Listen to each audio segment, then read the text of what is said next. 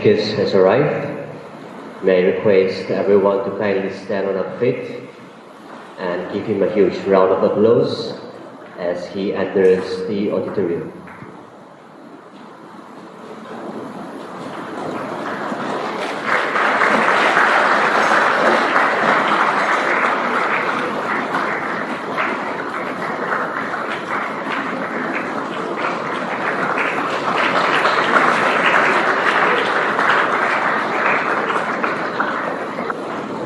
Good afternoon, everyone. Respected chief guests, guest speakers, my colleagues, students and well-wishers. I, on behalf of Imperial IAS Academy, would like to extend my warm greetings and welcome each and every one of us present here today. I would like to take this opportunity to state that this is a first of its kind mega event solely organized to help and encourage the young and bright minds of Nagaland who are currently pursuing or are planning to pursue the path to civil service. And now, may I also take this privilege of introducing our honorable chief guest here.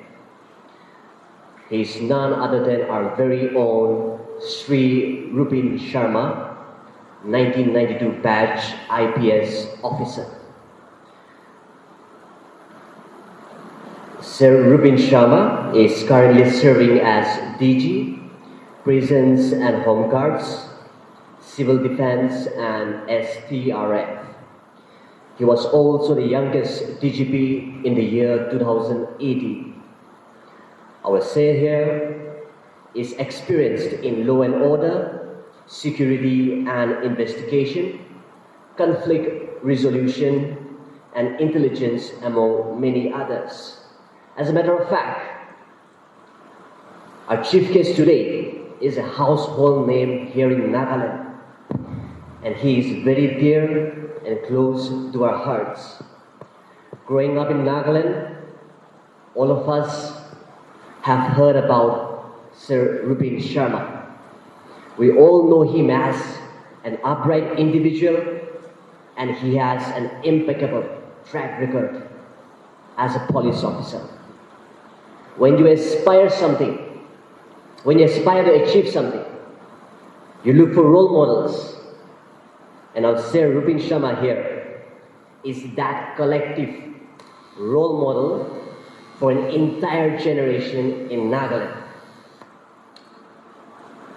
So now may I kindly call upon our chief guest to receive a small token of honor and appreciation on behalf of Imperial IAS family and students.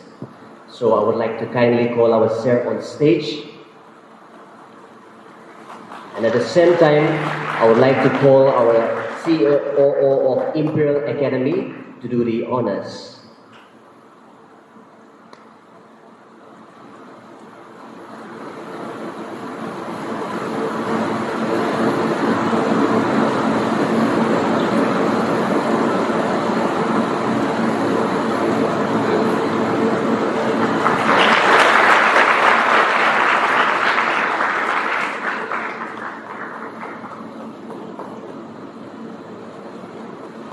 Now, sir, may I kindly request you to do the honor of lighting up the yes.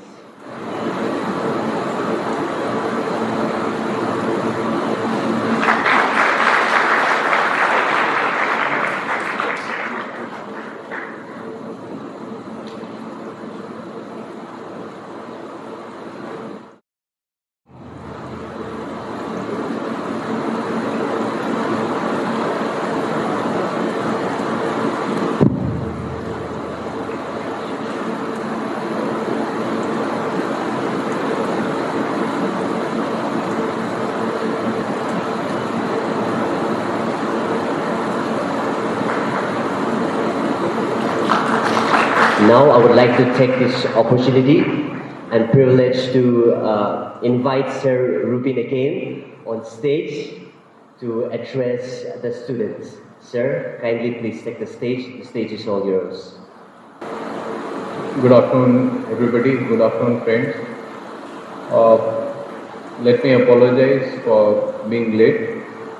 The traffic in some parts of Dimapur is not particularly good. But I realize that today it is bad for a good reason. Because we just saw the procession of the young boys of Nagaland who won the Subroto Cup under 17 tournament. So they were going in a procession, and I think that is one of the reasons why the traffic is bad today. So let me also take this opportunity of extending my heartiest congratulations to those boys who have brought laurels to the state of Nagaland. Indeed, it is a big privilege for the entire state.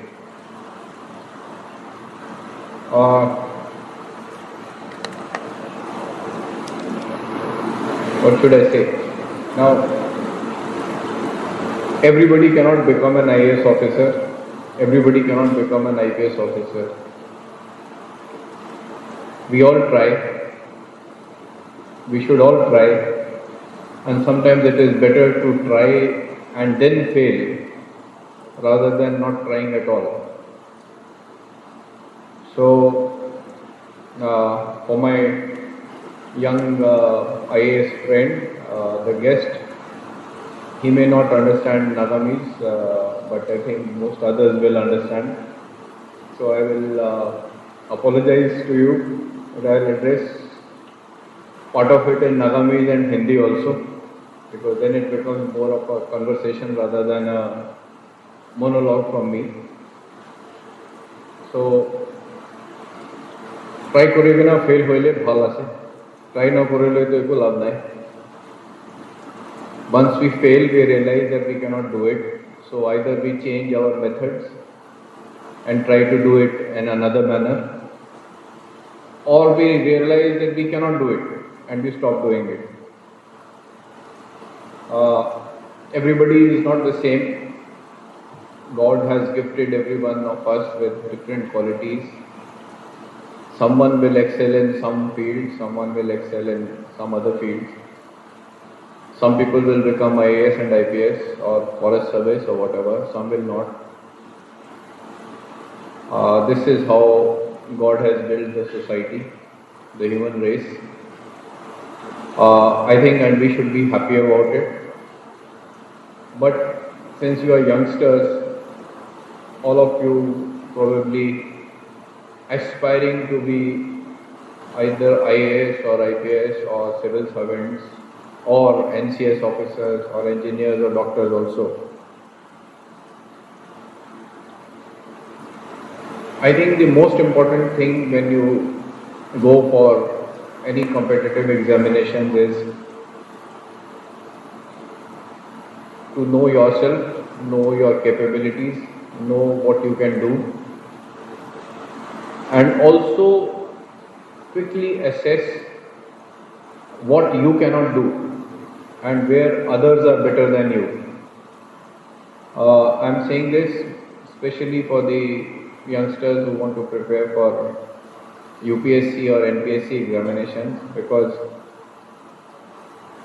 if you are not able to assess in the first year or first 2 years of your preparation that you will face problems and that there are other people better than you, then I think it is not worth wasting 4 or 5 years of your life. Those 4 or 5 years of your life can be put to better use. So, all of you youngsters, children, my advice is quickly assess whether you can do it or not. If you cannot do it, please change tracks, do something else. There is no point in wasting 4 years of your life if you think you cannot do it, even if it is under pressure from your parents or your boyfriend or girlfriend or whoever or your teachers. No, there is no point. You waste 4 years of your life. Everybody cannot do everything. So that is my first advice.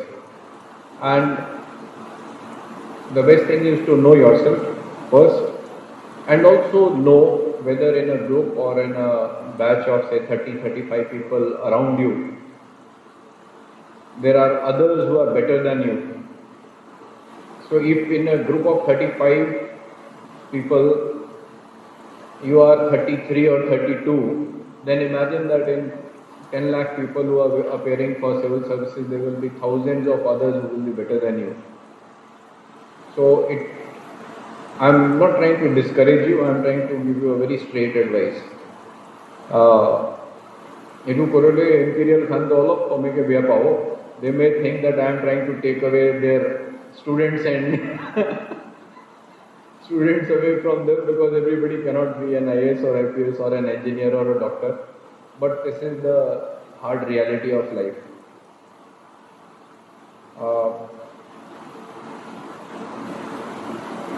I think at the end of the day, what is important is that we should be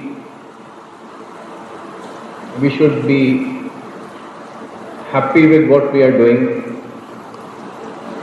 We should be satisfied with what we are doing, and that we should be able to contribute something good to the society.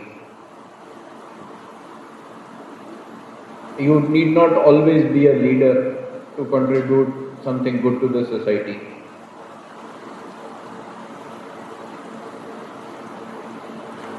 Kings do not win battles. It is the soldiers who win the battles. It is always the king who gets the name, but it is the soldiers who win the battles. So it is not important that you should all become IAS or IPS or a chief minister or a prime minister. If you do your work properly, you are able to contribute in good measure to the society. I think it is a life worth living, life well lived. A lot of children here, students, I narrate this small incident from a different angle in a gathering where people are of a slightly elder age, grown up people, say around 35, 40. I tell them this incident from a different angle, but today I will tell you the same incident from your angle, from what you can look at it. Now, people ask me what is my definition of success. My definition of success is something which makes me happy, something which I am convinced about. But how do I know that I am convinced about something and I am doing something good? Kinega janevo. And my easiest method of knowing it is every day when I go home and I am sitting over dinner with my family, with my wife and my daughters, if I am able to tell them on a daily basis that Aji tu bhalo kaam korishe the, Aju itu ekta notun kaam korishe. If I am able to share something good with my family, with my wife and my daughter, that I have done something good today, that is the ultimate measure of satisfaction for me. That is the ultimate measure of achievement for me. What the public says is entirely different. But here in your family, among your parents, your mother or your sister or your brothers or sisters, there can be at your age and at any age, there cannot be a greater well-wisher than them. If you have done something wrong, they will put you on the right track. If you have done something right, they will tell you, yes, you have done it right, please keep doing it. So, I always share small things of office with my wife or with my daughters. Obviously, you are not married, so how does it help you?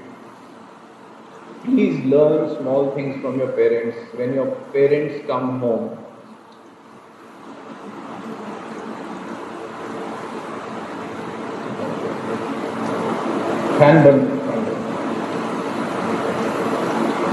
So when your parents come home in the evening and you are sitting together for a dinner, listen carefully to what your parents are saying. If your parents have done something good, I am sure that you will all feel good about it. If they have done something bad or you don't like it, please express your opinion. You will become better people and you will help them to become better people in the bargain. They are your best well-wishers and you are the best well-wishers of your parents.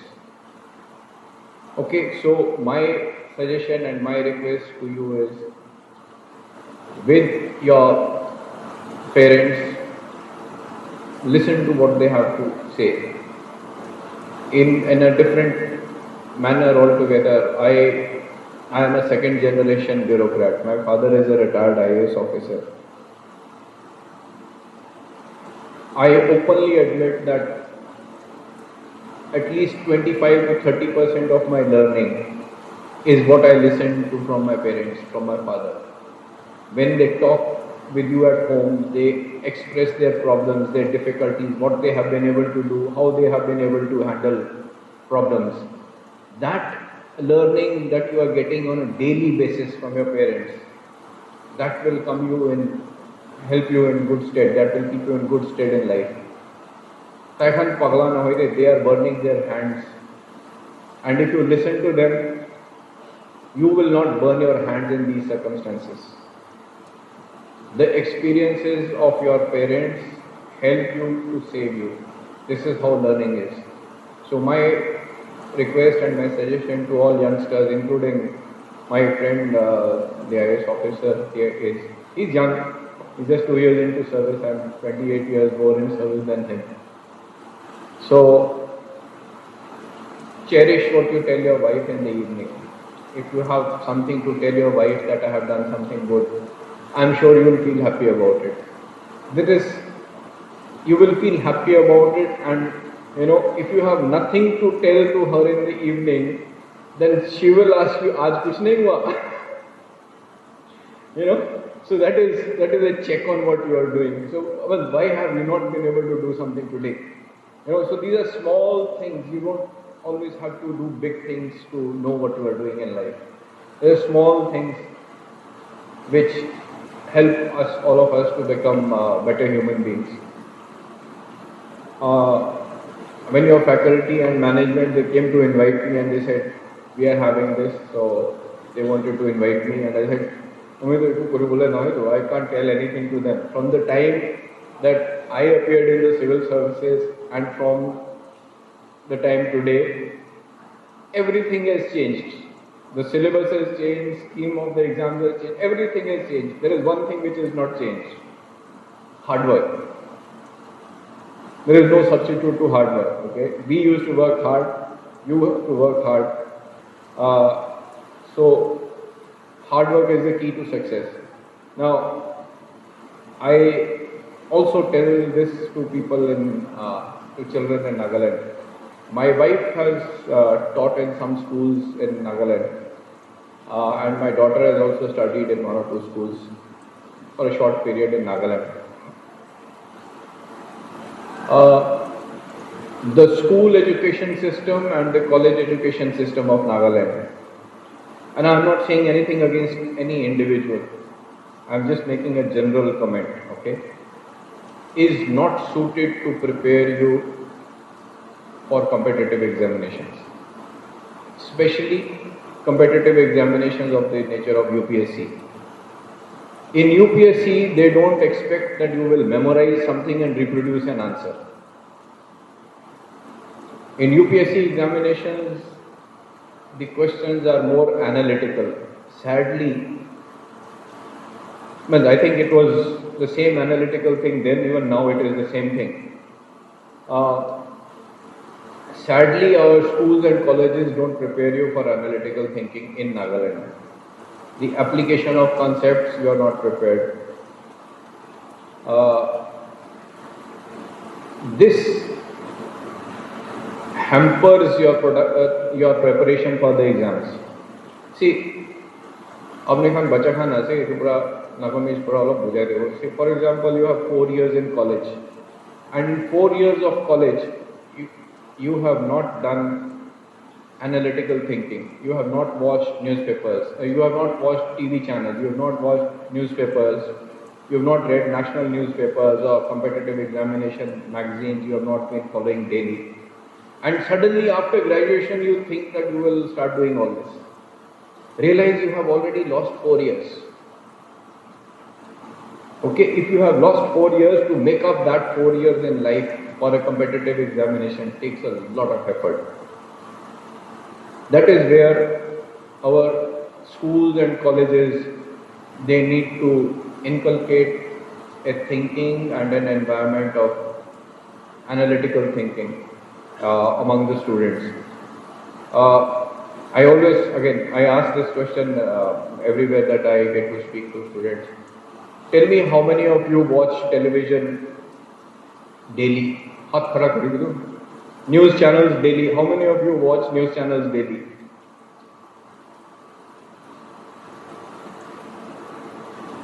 How many of you read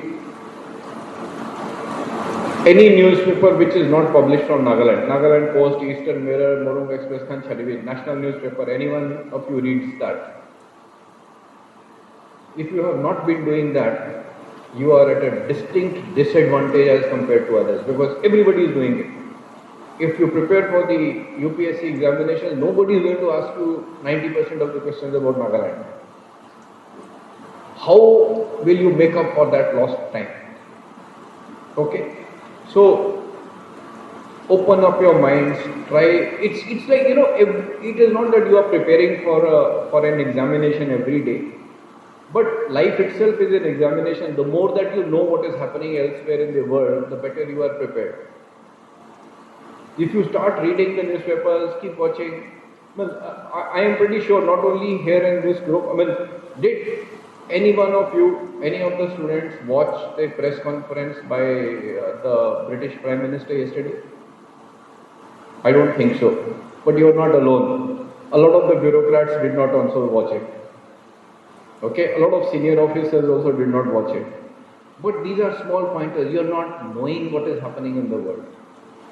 These are small things which you have to start inculcating. I remember as a child when my father, 1980, when my father was a deputy commissioner, we did not have any internet or anything. When we used to return from school, say 2 o'clock we will reach home. At the dining table, I would spend 1.5 hours and read at least 9 to 10 newspapers. And I'm not joking. 9 to 10 newspapers I used to read every day.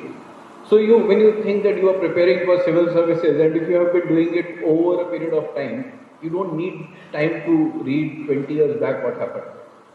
It's somewhere there in your mind. You will be able to connect.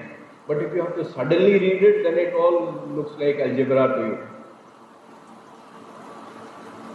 Okay? So these are small things. Try to inculcate these habits in you. My suggestion to the faculty and the management here is, I tell this to all schools and colleges where I go.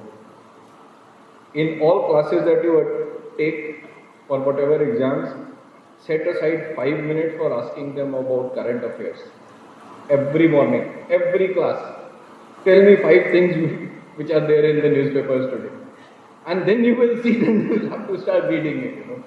We have all tried it. I have tried it in office. It helps. Then you have to forcibly read it. It is out of pressure in the society. So even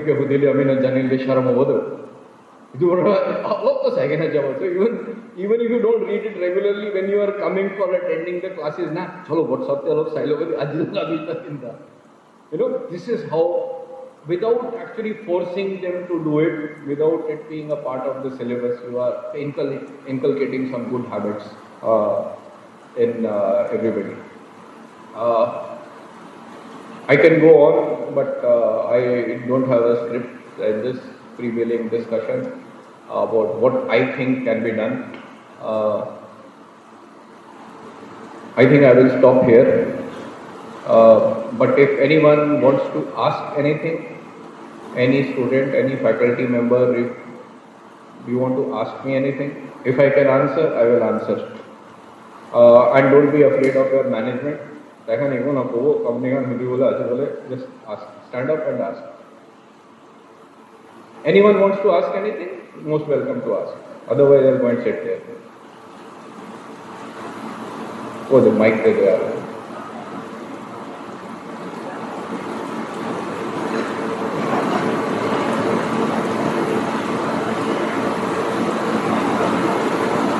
Can someone give him the mic, please?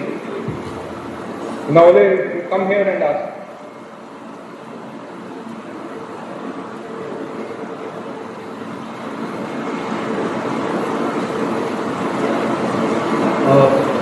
So now, as we all know that in our present generation, we all are distracted from the internet.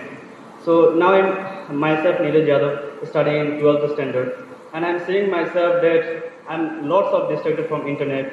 Even just today also I appeared exam, and because of overused mobiles last night, when I cannot able to appear properly. So even I'm also wanted to prepare for UPSC, but sometimes I feel that if I'm going there and preparing for UPSC, and if I keep on continuing doing like this, like if I'm distracting from the social media, unwanted things like using of Facebooks and these things, I don't feel that this is going to help me. So I would like to ask from our sir that if we can suggest some tips to overcome from the social media, and is it right for us to use social media if we are preparing for UPSC? Thank you.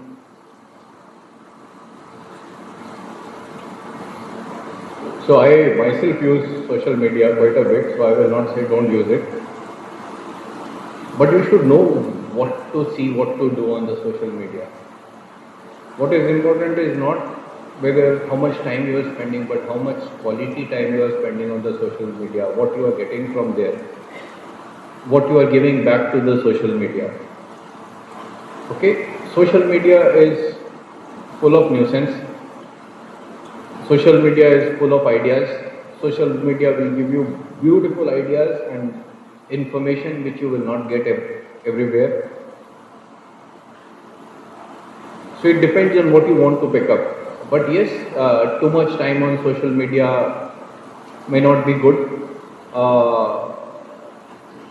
It is addictive. But the answer is that you should know how to use it. There is no other answer. You cannot avoid it. Even if you don't want to use it, someone will keep sending you something. So there is no way you can avoid it. Okay, but social media, I think in my assessment, one good thing about social media is that it prepares you for good scrutiny in life. It prepares you for criticism in life.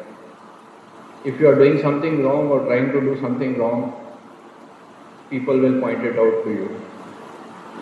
So that is one thing very good about social media. Another thing good about social media is you learn to accept the diversity of life in the world. On the same post that you give on social media, you will get hundreds of opinions on different issues, from people favoring you to people criticizing you. So, although I am not going to say that social media will prepare you for civil services, but social media will definitely, it can, depending on what posts you are following, it can definitely help you improve your analytical skills. Because you will be able to understand what other people think. So you will be able to understand what someone else will think about a particular situation. So there are good and bad things of social media, but I think overuse has to be avoided. But you should know how to use it. It can be used very positively. I try to make a lot of positive use of social media. I can connect with a lot of people through social media. And since I am there on social media, I am sort of like, that's what God has gifted me with some position where I can help people. A lot of people are also able to reach out to you on social media for help and assistance. You know, I have known people who are drug addicts, people who are criminals, people who have brought up social and personal issues to me for resolution. So it's not that social media is always an evil. It can be helpful. It all depends on how you can use it, how sensitive you are, how well you know this can be used for a positive purpose. I do not want to say this, but one thing that I want to mention is youngsters. The drug abuse problem is a massive problem in Nagaland. In the rest of the country also it is a problem, but in Nagaland and Manipur it is very, very bad. It is so bad that my estimation will be that at least 30% of the population consumes drugs. I am not saying liquor. If you include liquor, it will go up to 85%. So, if you know a friend or a family member who consumes drugs, who is addicted to drugs, don't think he's a criminal. Think of him as a patient who is suffering from a disease or an ailment. Don't hide it from yourself or from your family. If it is your friend or your family member, and if you are the well-wisher, please inform someone. Please inform someone that his disease, his ailment can be cured. Your friends, among your friends and social circle, there may be people who will tell you, try don't do it. Just avoid doing this. For 10 minutes of being away from some problem, you will spoil your entire life. Don't get into drugs, just avoid drugs. I can go on and say that avoid friends who take drugs also. But those friends who take drugs are patients. If in your own family there are patients, you don't leave them alone. So please help those patients to get away from drugs. Inform someone. Okay? Thank you very much. Anyone else? One last question.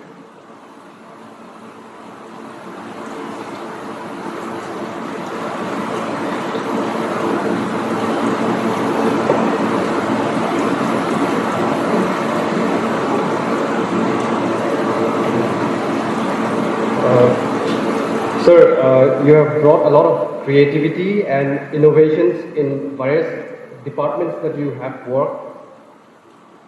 How can we also make sure that we are innovative and bring lasting change in our works?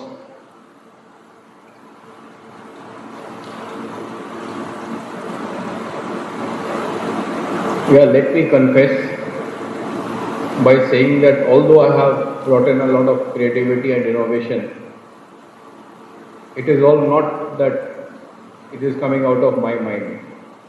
A lot of it is contribution of everyone out there in the society. People who share ideas, people who share their grievances, people who share their concerns, people will come up with solutions. So I think as a leader, it is our duty that if there is a problem, if there is a concern, we should be able to solve that problem. A problem, wherever the problem is, a problem is not the end of the world. A problem is the beginning of a solution. So if there is a problem, you look for a solution, how it can be resolved. I'll give you an example, a small example, which I think हमें कोई थकेले आधा रास्ता दे अपने का answer भी जाने वो भी I'll just say it. In Nagaland, a lot of people do not have bank accounts. So some of the government schemes where government has to give money into their bank accounts, some of the schemes are not reaching there because we do not have bank branches in the rural areas. So हमें क्या बंदा कोई भी तो rural area से bank नहीं तो की करो लिखदारा से हो नागालैंड से करना पड़ेगा. What is the solution? The solution is very simple. You don't need to open a bank account in Pangsha or in Naklak. You can open a bank account in Kohima or Dimapur and then use Google Pay or Phone Pay or SBI, or anything. You know, so when you look at solutions, when you look at a problem, that there is a problem, you to solve it, you will be able to solve it. But if you think that there is a problem and hoshi nahi, hum san to na paribo bole to hoshi. So you have to be thinking of solutions, and those solutions will come from your daily life, from your friends, from the social media, from your critics, from people who appreciate you. There are solutions everywhere. It is your mental capability where you can find what is important for you, what is important for a particular situation. So, fostering creativity or innovation, actually if you keep your ears and eyes open, it is child's play. Bacha laga khela sa. It is child's play, but you have to know what you want. And that is where the role of the leadership comes in. The leader will look at problems as the beginning of a solution. He will devise solutions. I hope I have been able to satisfy some way. Anyone else? So, jaldi aa jao.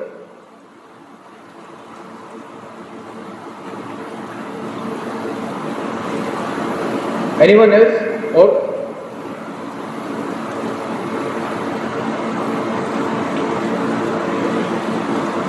can I help you?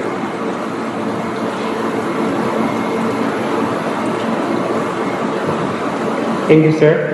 I just want to know that what's your mantra of success and how you motivate yourself to, like how you have motivated yourself to crack this UPSC exam, and how many hours you have spent in a day to prepare for this exam, particular exam.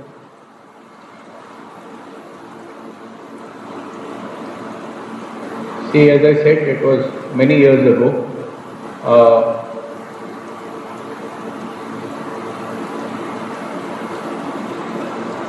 Different things motivate different people in different ways. In my case, I will tell you what happened. I was in college in the second year of BSc. My subjects were botany, zoology and chemistry. And somehow I have this habit of digging deeper into things. Not shallow knowledge, just deeper into things. So if I was studying, say, vertebrate zoology, so I will not just study one bird or one animal which is in the syllabus. I will go and study deeper into other things. So what I used to do was go to the library, catch some books, bring them home and study. My mother was a lecturer in the college where I was studying, but she was a Sanskrit lecturer, so obviously she did not know anything. But out of affection, she will someday ask me, कुछ problem होने से बताना. No, I said, one day I told her, I said, oh, this zoology I am studying, I am not able to understand this. This is okay. So, there was a young lecturer of zoology who had just joined in our college as a lecturer. So my mother went to this gentleman and said, oh, my son is there. He said, ma'am, I know. He plays table tennis with us. So my mother said, this is okay. He has some problems. Can you help? Ma'am, I'll help. Okay. So I said, fine. So then this gentleman, the lecturer, he tells me one day, he said, whatever problems you have, you come to my room. So I did was I picked up all these books on zoology, went to his room. I said, I want help on this. He said, ये क्या करेगा? ये तो MSc का books है. I said, आप पढ़ाएगा ना नहीं आप बताओ. This is what I want to study. Will you help me with this or not? He said, you leave it here. So, and you come after 2 days. So after 2 days I went and he was like still going through some of them and I was like loitering in his room. And I would see some competition books. some books on botany or zoology or something. I think, what is this? ये UPSC का IAS का exam का books है. I had no idea about IAS and exam and all. My father was an IAS officer, but I had no idea, honestly. Okay, so but this ये तो बहुत आसान है. He said, तुम आसान बोल रहा है, हम लोग 3 साल से लगा हुआ है, we cannot crack this. Now, the difference between him and me was that in BSc second year I was studying MSc books, and in MSc he was still not studying the MSc books. Okay, and then during the conversation he said, इतना आसान नहीं होता है. लोग 4 बार 5 बार देते हैं, नहीं qualify करते. I said, but ये तो एक ही बार में हो जाएगा. He said, जिस दिन करोगे उस दिन पता लगेगा. The day you do it, you will know.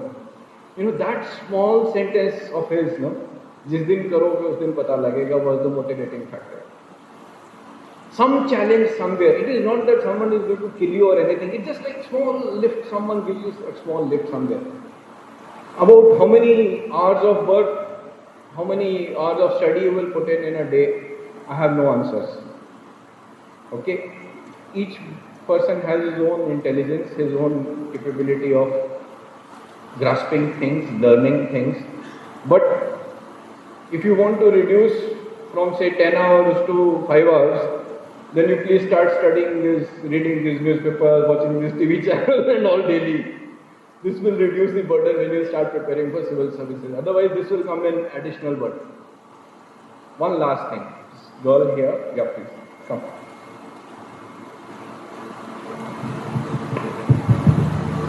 Good afternoon, sir, and respected dignitaries, some of my fellow friends and aspirants. So, sir, as over your time, like 1992, and here we are in 2022, like there has been like eras now. So, as youngsters, we have faced one major issue, that is giving up attitude. So, any tip you would like to give up on this matter? Like usually we give up and then we shuffle up and then we shift. There is a shift of interest from one stream to other. So, so any specific tip you would like to give us on this matter?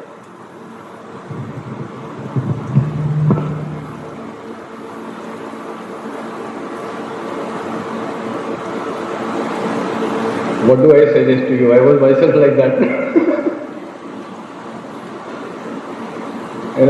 I was myself like that, and I didn't know what to do in life. But yeah, as I say again and again, you should know what you can do, and you should know what you cannot do.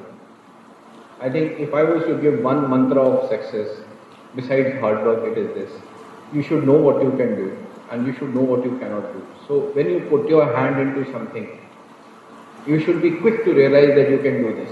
And if you cannot do it, it is always better to shift to something which you can do. There is no point wasting 4 years, 5 years of your life over something you cannot do. There are certain things better in store for you. And it's not about UPSC exams only.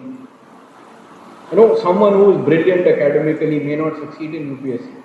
People who have been failures in school and college have been entrepreneurs par excellence in the world, are there, billionaires, Steve Jobs and this Bill Gates and all, But you have to know what you will succeed in, what is your,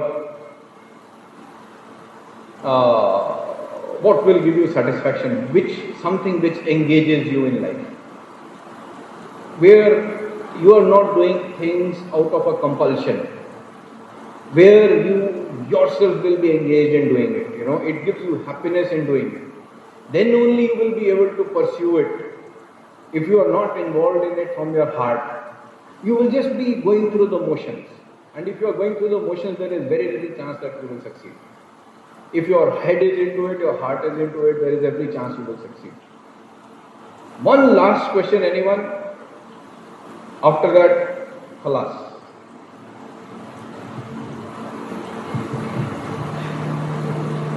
Good afternoon, sir, and all the invitees here. It's my pleasure to stand here before you and present my thoughts.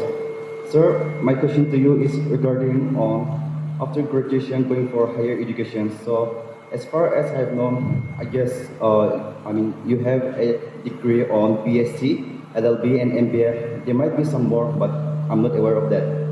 So my question to you is like, if I were, for instance, if I were to go for UPSC, then I need to indulge myself in variety of fields.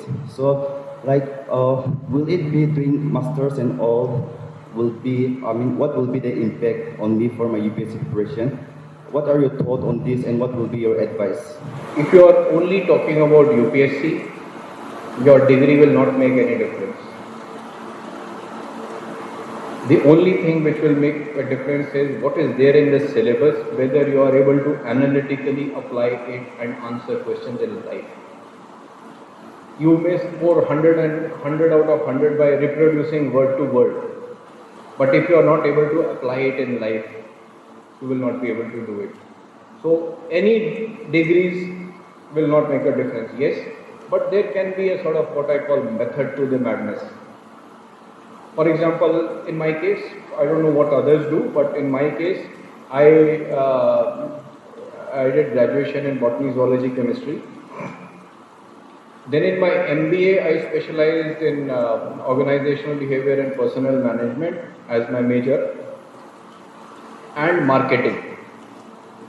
So what happened was a lot of things between botany, zoology and personnel management there were some linkages, okay, so it helped me. Similarly, when I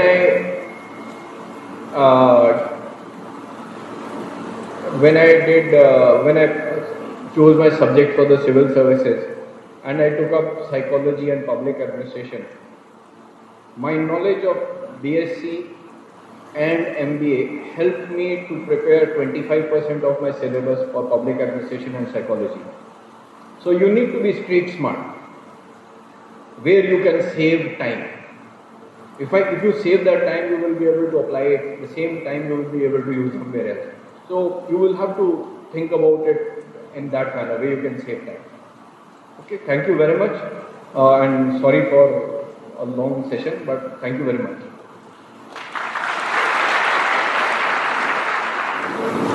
Thank you so much, sir. For an office as important as that of us, sir, Rupin Sharma, time is of essence. So we thank you for sharing your wisdom and experience with us in spite of your busy schedule. We immensely hope that you will continue to be a beacon of hope and inspiration for all our youths as well as the people of Nagaland.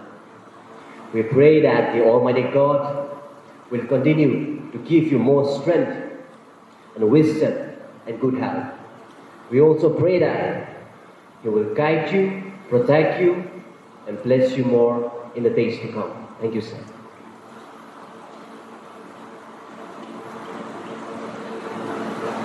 Now I would like to take this opportunity to introduce our guest speakers present with us today. Firstly, we have in our midst Mr. Faizan Ahmed. He is an IAS officer now. He is All India rank 58 2020. He had his optional in anthropology during his stint with UPSC. He cleared this exam, that is UPSC, in his second attempt.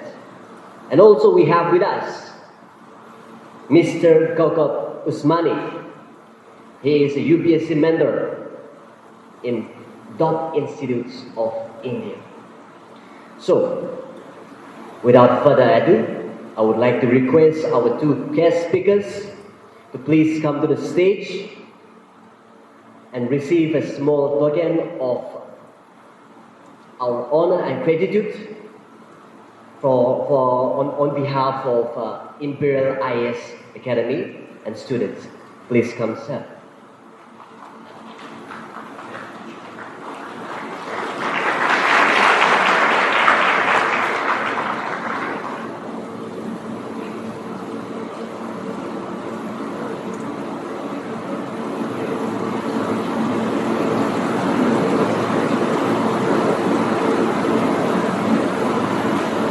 Now, I would like to call upon Sir Arindam Banerjee he is the academic head of Imperial Coaching, and Mr. Saket Saurav, he is the faculty in charge of Imperial IAS Academy.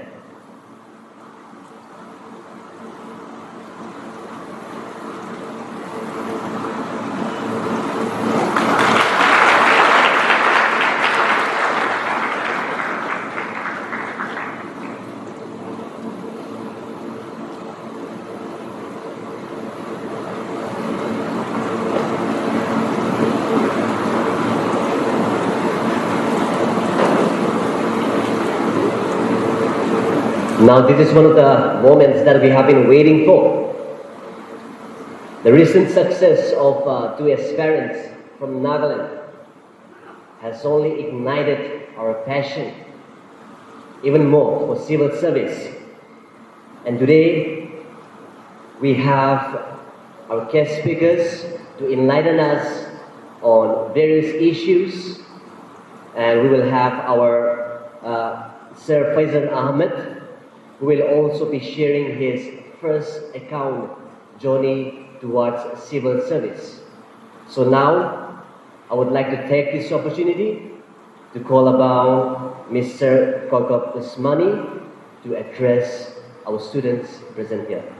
Please come, sir. Good afternoon, everybody. It's a great pleasure for me to be amidst such an esteemed company, more so amongst the company of achievers. And what a wonderful speech given by Sir. Sort of enlightened us into the practical aspects of the life and eventually add to a new dimension that each one of us needs as we walk through the stages of life. This is my first journey to Nagaland, and having been a student of anthropology and law myself, I think it's an amazing experience, because in anthropology I've read a lot about Nagaland, and this was for the very first time that I got to meet the people, and what a fabulous experience it turned out to be. Now, the purpose of having this seminar in the very first place was not just to sort of make each one of us aware about the realities of life from the first account of the achievers themselves, but also to add a perspective to the way life is supposed to be led and the meaning that life holds for us. And I would, in my own little way, would want to add a certain dimension, which I can very well say is a journey of having been a UPSC aspirant myself in the first stage, in the early stages of my life, and later on as a faculty, which I have experienced. Because most of us over here are sort of aiming for a life that UPSC holds for us. Now, UPSC is not just any examination, it is an experience. It teaches us about so many dimensions, so many aspects that in times to come will play a very significant role for each one of us. And in this budding phase that you are a part of, the various dimensions that you cannot see, maybe from the eyes in the first-hand accounts of the officers, you can get an idea about what holds on the other side of the fence.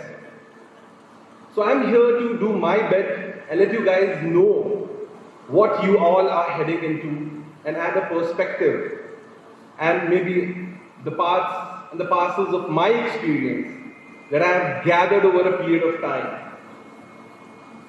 Now, the first thing I would want each one of you to know, that it's very important for all of us to know the whys of our lives and our aspirations. Majorly, we have been sort of trained to think in a certain manner. That is the what's of life, the how's of life. But what plays a very significant role is to find answers to the whys. Because once you've gotten the answers to the whys, your hows and the whats are eventually taken care of. Now, like I said, UPSC in itself is not just any assessment exam or any objective phase of your life. It involves a lot of experience. It teaches you to lead a certain way of life. it majorly sort of your mind plays a very important role. So I always emphasize that UPSC cannot be cracked without having a certain strategy. Because like they say, if you're failing to plan, you're actually planning to fail. So it's very important for us to know as to what the strategic aspect of this examination holds for us. And I'm precisely over here to talk about that mental aspect majorly and the strategic part of dealing with this particular examination. Now, like I said, in this particular examination, mind plays a very significant role. Then that means mind needs to have a certain therapy in terms of your approach that you need to have for this particular examination. And precisely why I would be ascertaining the approach that you need to have towards this examination. See, we all as a human beings have a certain inherent tendencies, the emotions, the feelings to feel envious, hatred, just like we feel hungry. So if you have to sort of deal with the difficult aspects of life, you need to very consciously train yourself how to overcome these limitations that each one of us has. And that is why we say that when we are dealing with exams like UPSC, you have to do tapasya. Now why do we use the word tapasya for any examination? Because it is not an inherent tendency of we as human beings to have those qualities. And also, we have an inherent tendency to languish into the past, laurels of achievements of ours, our fathers, forefathers. Now that is a very, very detrimental factor if you have to get through this examination. Because for this examination, every day is a new day. And every battle that you have to fight is a new chapter in the course of your journey that you are going to entail. So precisely, the mental aspect of this exam, which is the most ignored aspect of your preparation, is what I intend to emphasize over here. See, you need to understand that it is said that we human beings are different from animals because we have a rational argument. Or in other words, we have the ability to distinguish between what is right and what is wrong. Well, at least that is what has been taught to us, majorly, for the major part of our life. But I would like to sort of add a new dimension to it when I say that it is only a partly true statement. It also needs a certain readjustment, in the sense that we also have a mind. And this mind needs to be trained. And so for that, you require a very conscious effort, your approach to train that mind. And the fragility of that mind only comes to the fore when we are dealing with adverse situations. We sort of have a belief system that we are going to deal with any situation, but only when we are laden with uncertainty, frustration, a lot of contempt that comes our way whenever we are on a journey to tread a path that has been less traveled, that bogs us down and brings out that fragility, that animalistic tendencies of ours, which most of us have not been taught how to deal with. Because in school, majorly it's about grades, it's majorly about how to get good grades, how to get good marks, how to be the student of the year, and things of that sort. But we are not told how to deal with failures and how to deal with fragility that creeps into our life. Now, as our journey progresses from the school to the real life, the track is not as simple as it is taught us in the school. It's not a railway track wherein you are set to the journey and you know where the destination is going to be or where you are being led to. It is a very haphazard manner with a lot of subjectivity involved when you don't even know what lies ahead for you. And we as human beings have a keenness to have control over our emotions, to have a keenness to have an answer to the questions that keep on haunting us. Precisely why we are subjected to depression, precisely why we are subjected to a lot of frustration. Because let me tell you, the only certainty that we have is that we are going to die. That is the only certainty. Apart from that, there is absolutely no certainty. Now, when we look at the positive aspect of that, it also means that you have the possibility to be at the top of the stars. You can create a life for yourself, but precisely, we as individuals are getting guided by the people around us. We are the product of our society. We are the product of the people who we hobnob with. And I can relate to a concept in psychology which is called Ash conformity, which was a very popular experiment that had been done by Mr. Solomon Ash, who was a very, very popular psychologist back in the day. In his experiment, he sort of tried to emphasize on the fact that how we as individuals are thoroughly, if not completely, if not in entirety, majorly, our decisions are sort of guided by the people that we are surrounded with. What he did was that he stationed a group of actors around his subject of study, and they were paid actors, and a very simple question like 2 plus 3 is equivalent to what was being asked. To the answer to which was obviously 5. But those paid actors, when they raised their hand, and some of them gave the answer 4, 6, 8, the person who was actually the subject of study slowly but certainly started putting his hand down, because he felt that he was not conforming to what the majority of the people surrounding him were stating. And precisely why it was sort of asserted by Mr. Solomon Ash that we as human beings are also the product of the people surrounding us.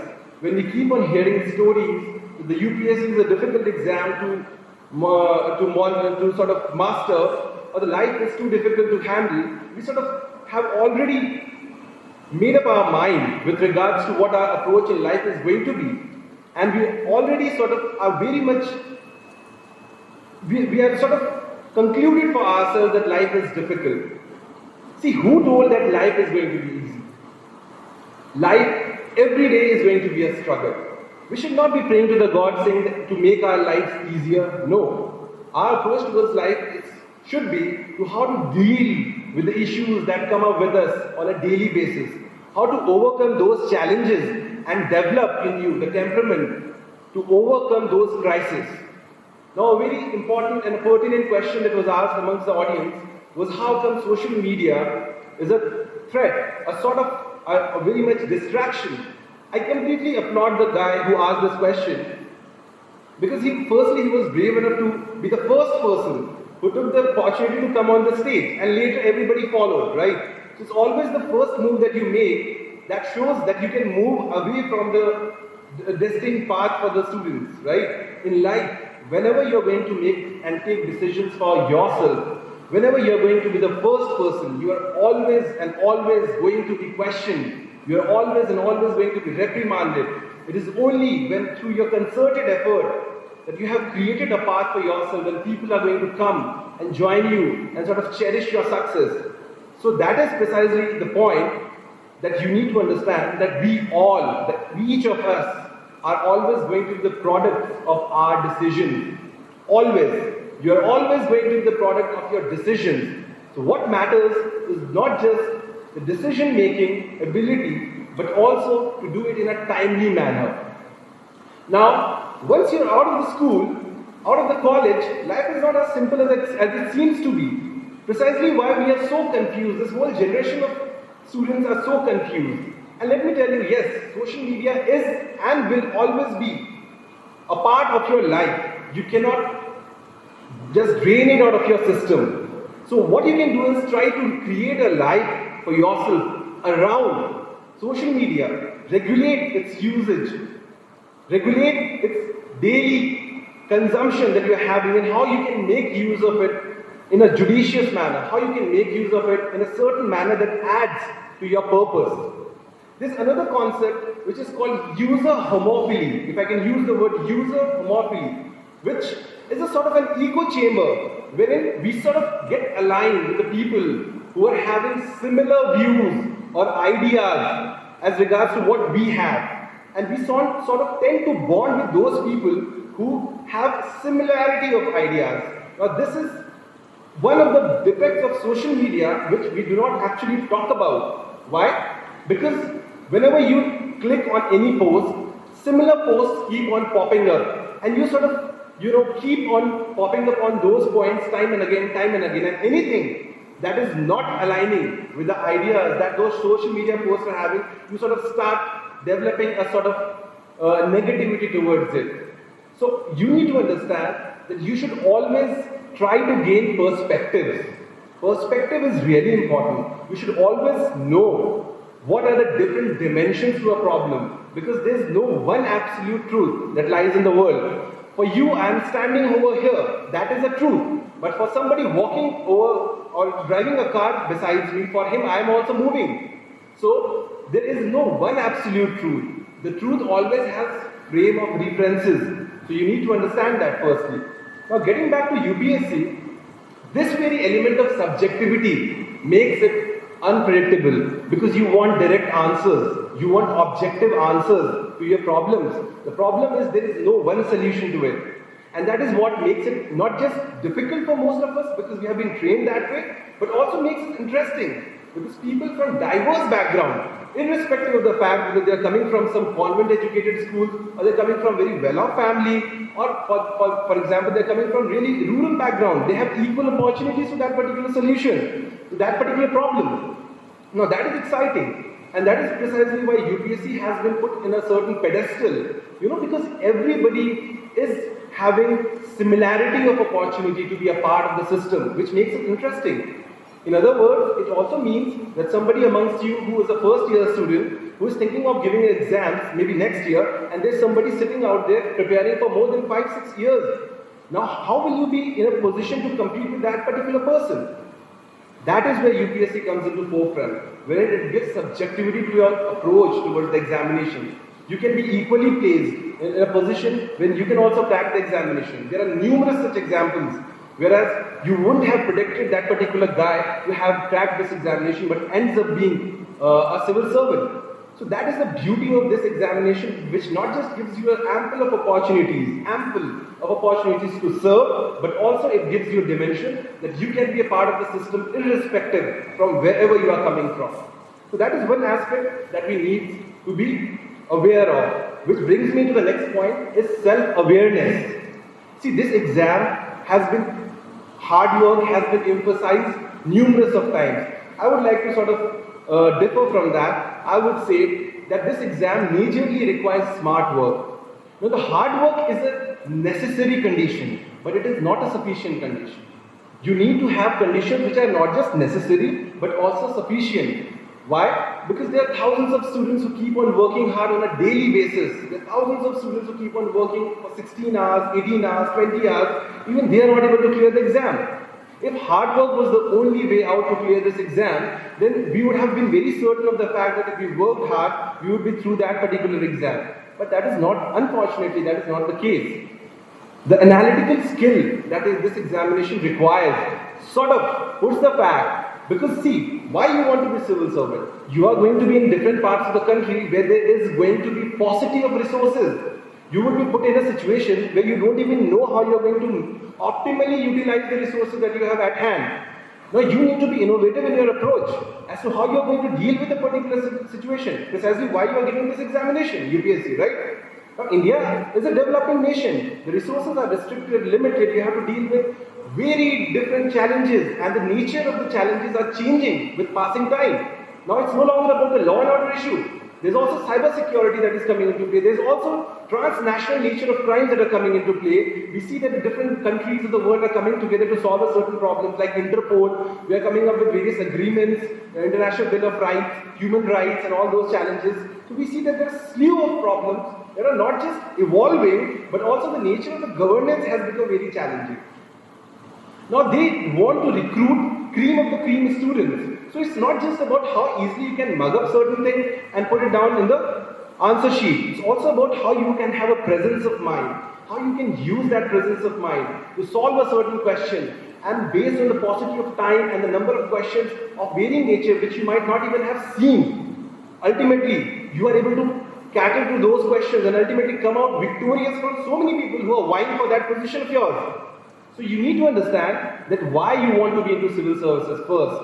And if you are having that zeal and the zest inherently, or is it because your parents want you to be the part of the system?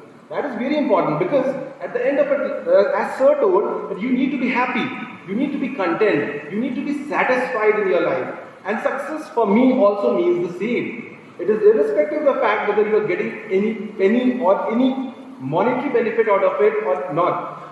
Though practically, if I would say, you need to balance your passion with the economic aspects of things as well, because you have to lead a life, right? But majorly, you need to have a sound sleep once you get back home.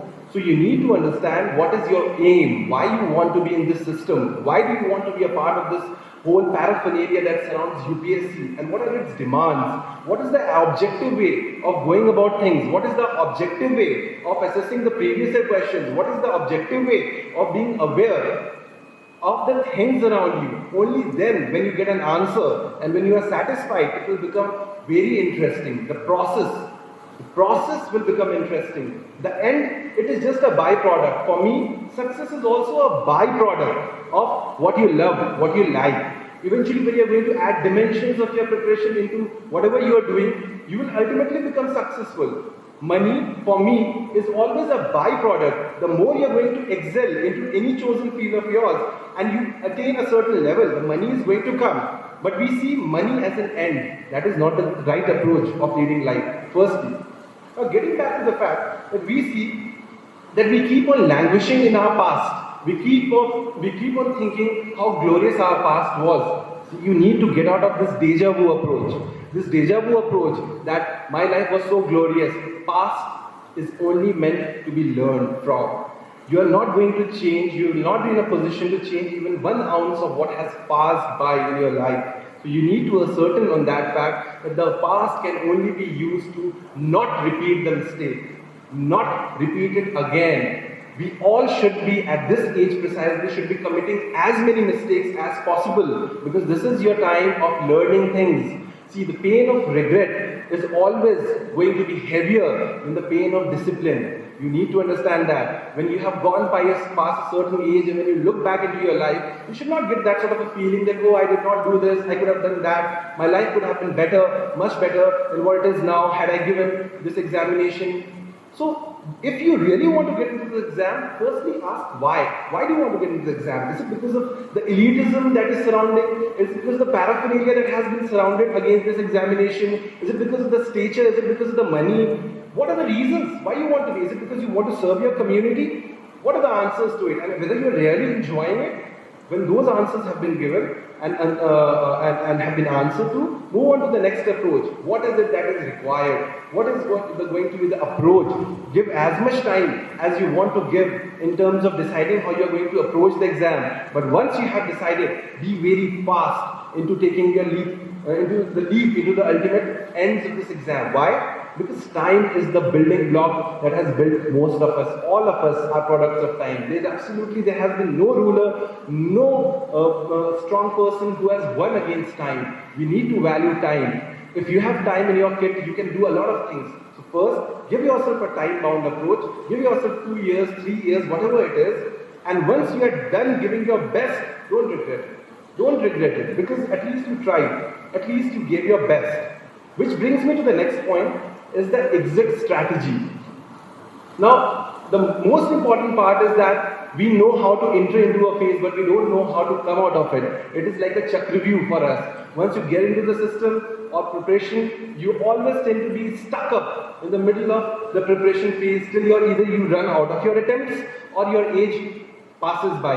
And once you are done with that particular phase, you look back in melancholy, in a depressed phase, back to your life when you see your friends achieving the heights, even those people who did not even stand a chance with you when you were in school, even those people who you never thought would stand a chance with you in life, forget about life, even in the class, when you see them climbing the ladders of success, when you see them traveling to the West, to the US, to the UK, running companies as directors, see, you need to understand that you chose a certain thing for yourself, and we all have a different speed, different mechanism, and different definitions of success.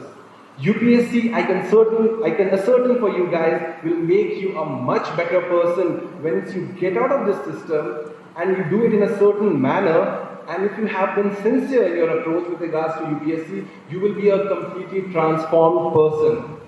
Completely transformed person. Your personality is going to change, your perspective towards life, your approach towards people around you is going to be completely different. You are going to be a much better version of yourself, much.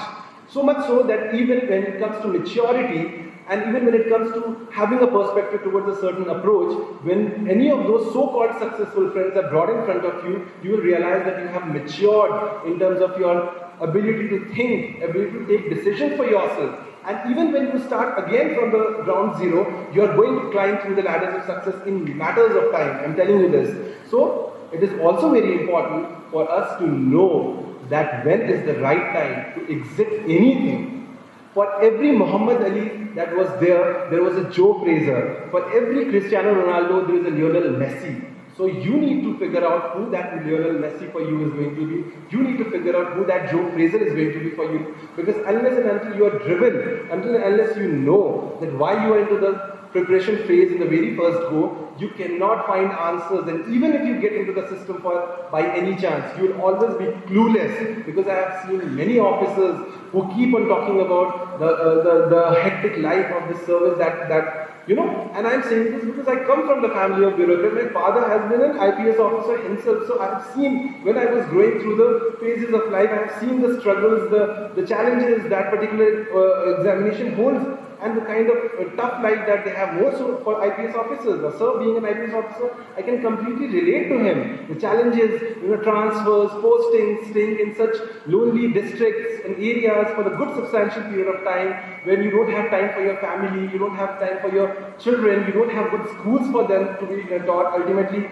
sort of putting them into the boarding schools and other things. All those challenges will come with this service. So don't just carried away by the exterior look of this service that brings to you. You should have reasons for anything that you're doing in your life. And precisely why I would want to conclude now, saying that it's not how you have started your journey, it's how you end and how you are going to finish, which actually is the most important aspect of any strategy. So I was here to discuss about that aspect, the strategic aspect of this particular examination, what your approach should be for this examination, how you are going to overcome the challenges that come your way, how you are going to be very objective in your analysis with regards to this examination, what your mental strength, how you can train yourself mentally, physically, the challenges that this examination, both during the preparation and after, or selection, or even when you are not selected. You need to take life one day at a time. Detach yourself from the past. Try living in the future and have a broader vision for the future. So that would be my advice to each one of you, and I wish all of you very best of luck for this examination. Thank you. Thank you, Mr. Kaukab Usmani, for your wonderful and well-curated insight regarding the various aspects of the roadmap to civil service. Now there's a small announcement. There will be a talk show involving a panel of our guest speakers with Mr. Saket Sorab as the moderator. But this will be after our guest speaker, Sir Faizan Ahmed, has taken his time. So for that talk show, there will be questioning hour also, wherein you can prepare a set of questions as much as you want regarding your doubts, or regarding any core questions regarding the roadmap to civil service. So up next, I would like to welcome our guest speaker, Sir Faizan Ahmed IS, to address the students, after which we will have a short break. It will be a short tea break for every one of us present here in this auditorium. Now, sir, please come to the stage. The stage is all yours. First of all, a very warm good afternoon to everyone present here. I would like to thank each and every one of you, all the students, all the aspirants who have taken their time out and came here to listen to Rupin Sharma sir, to me and to Mr. Coco in the context of UPSC. So in that list of thanks, I would like to thank also Imperial Academy for inviting me. Nagaland is a place, as in my introduction it was told that I am a student of anthropology, and anthropology is basically a study of tribes. And Nagaland is, what do you call, a paradise of tribes. There are a lot of tribes here, there are a lot of languages, there are a lot of cultures.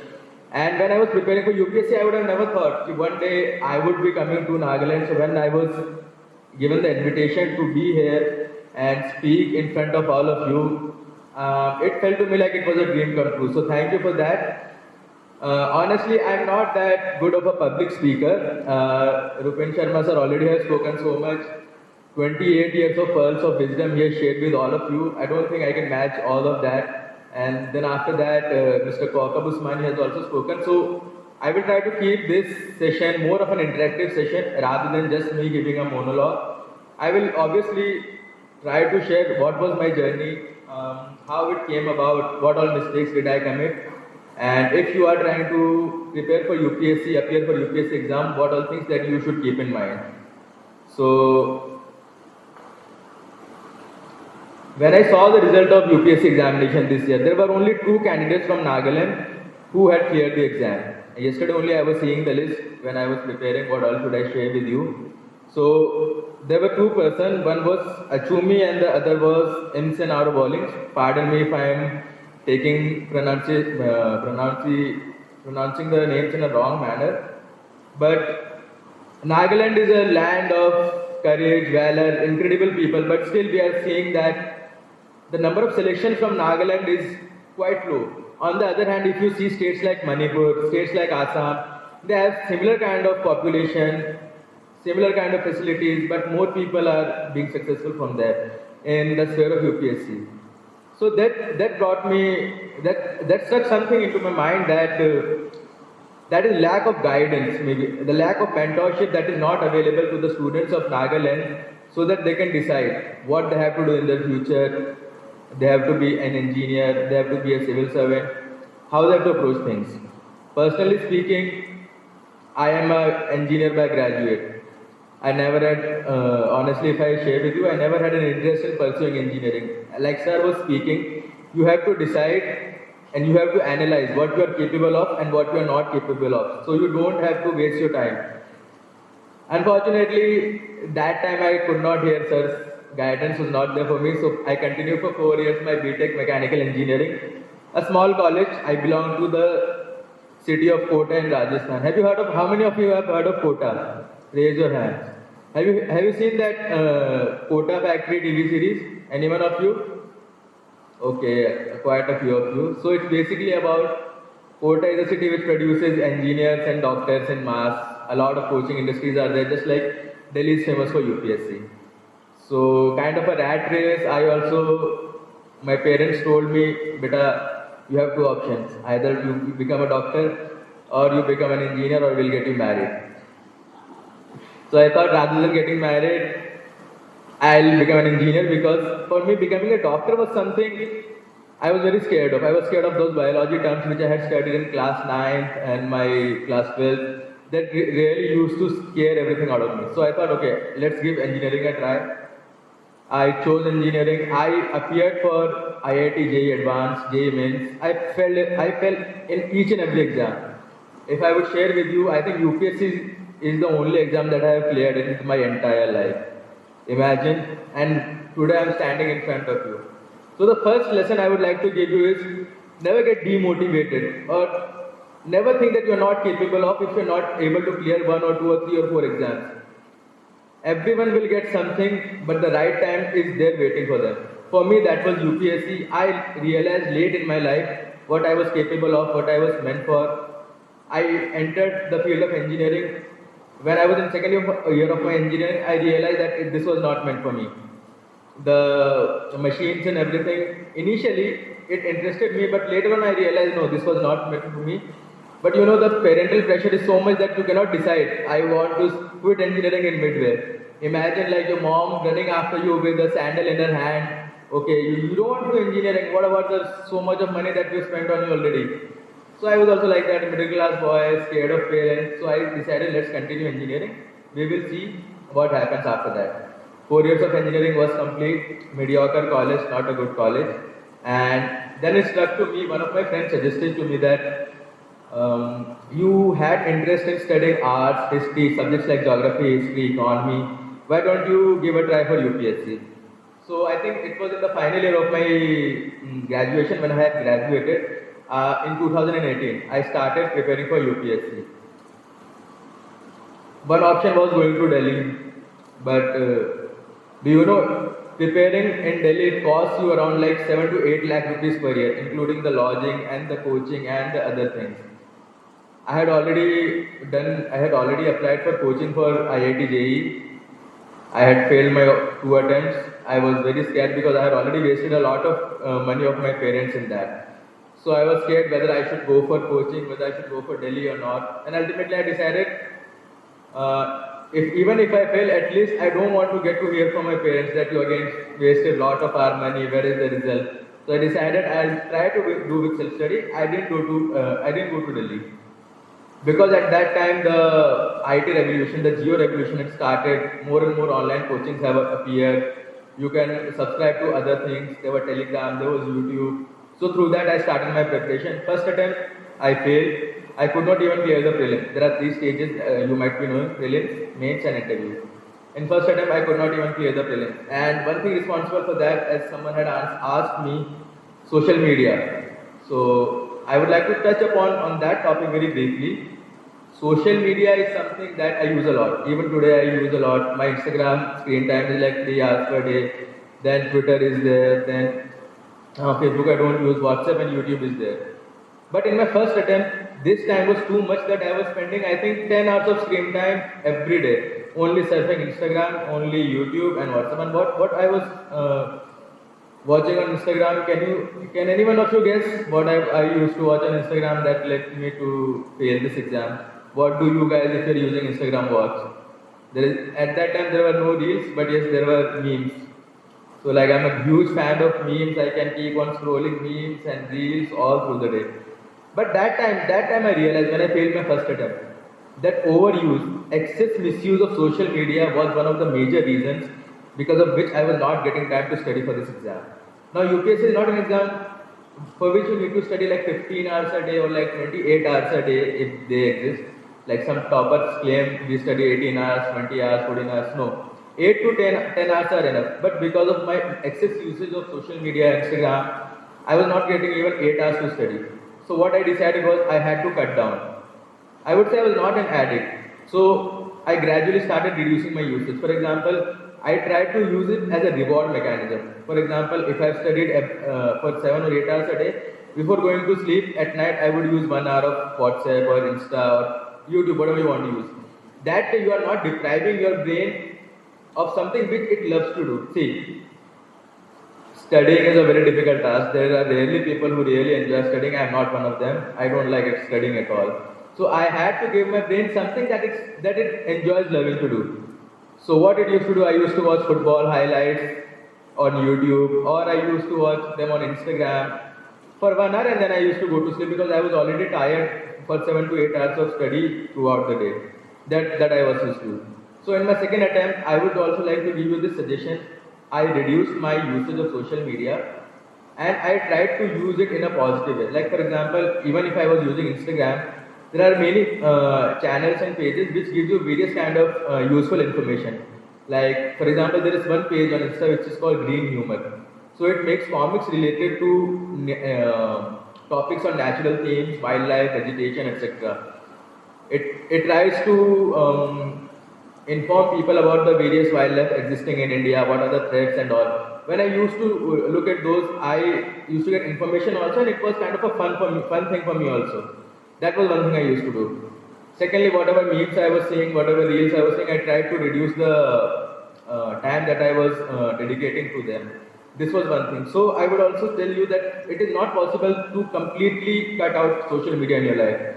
Very, very difficult, very difficult. What you can do is reduce their usage. Reducing the usage, optimizing the positive usage of those things will ensure that you are getting the benefits out of that and you are not in the harm's way. That was one thing. Secondly, sir was saying that UPSC is difficult. I agree, UPSC is difficult. It was difficult for me also. But I would like to tell you that me coming from a mediocre college, never have cleared any exam. If I can clear UPSC, I am standing right here in front of you with a good rank, with a service of my choice, then any one of you who aspire to clear the service, who aspire to become an IAS or IPS or any kind of officer, you also can do that. As Mr. Coco has also already mentioned that what is needed is hard work. Sir has mentioned hard work. Along with hard work, I would give you a small mantra that personally worked for me. The mantra includes 3 Ds: D1, D2, D3. The first D stood for me was desire. Now one of the attender of this event, one of the person had asked, how do you stay motivated? See, there are two things. One word is motivation and the other word is inspiration.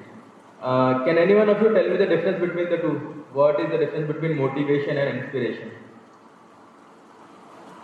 There are very similar words in the English dictionary, but there is a huge difference between the two. Anyone? Don't worry, I also did not know the difference. I prepared it for the speech only. So yeah, I'll try to explain you with an example. I'll give an example of an egg. Whenever an egg breaks from inside, life begins. But if you break an egg from outside force, life ends. What is that inside force which is the beginning of life?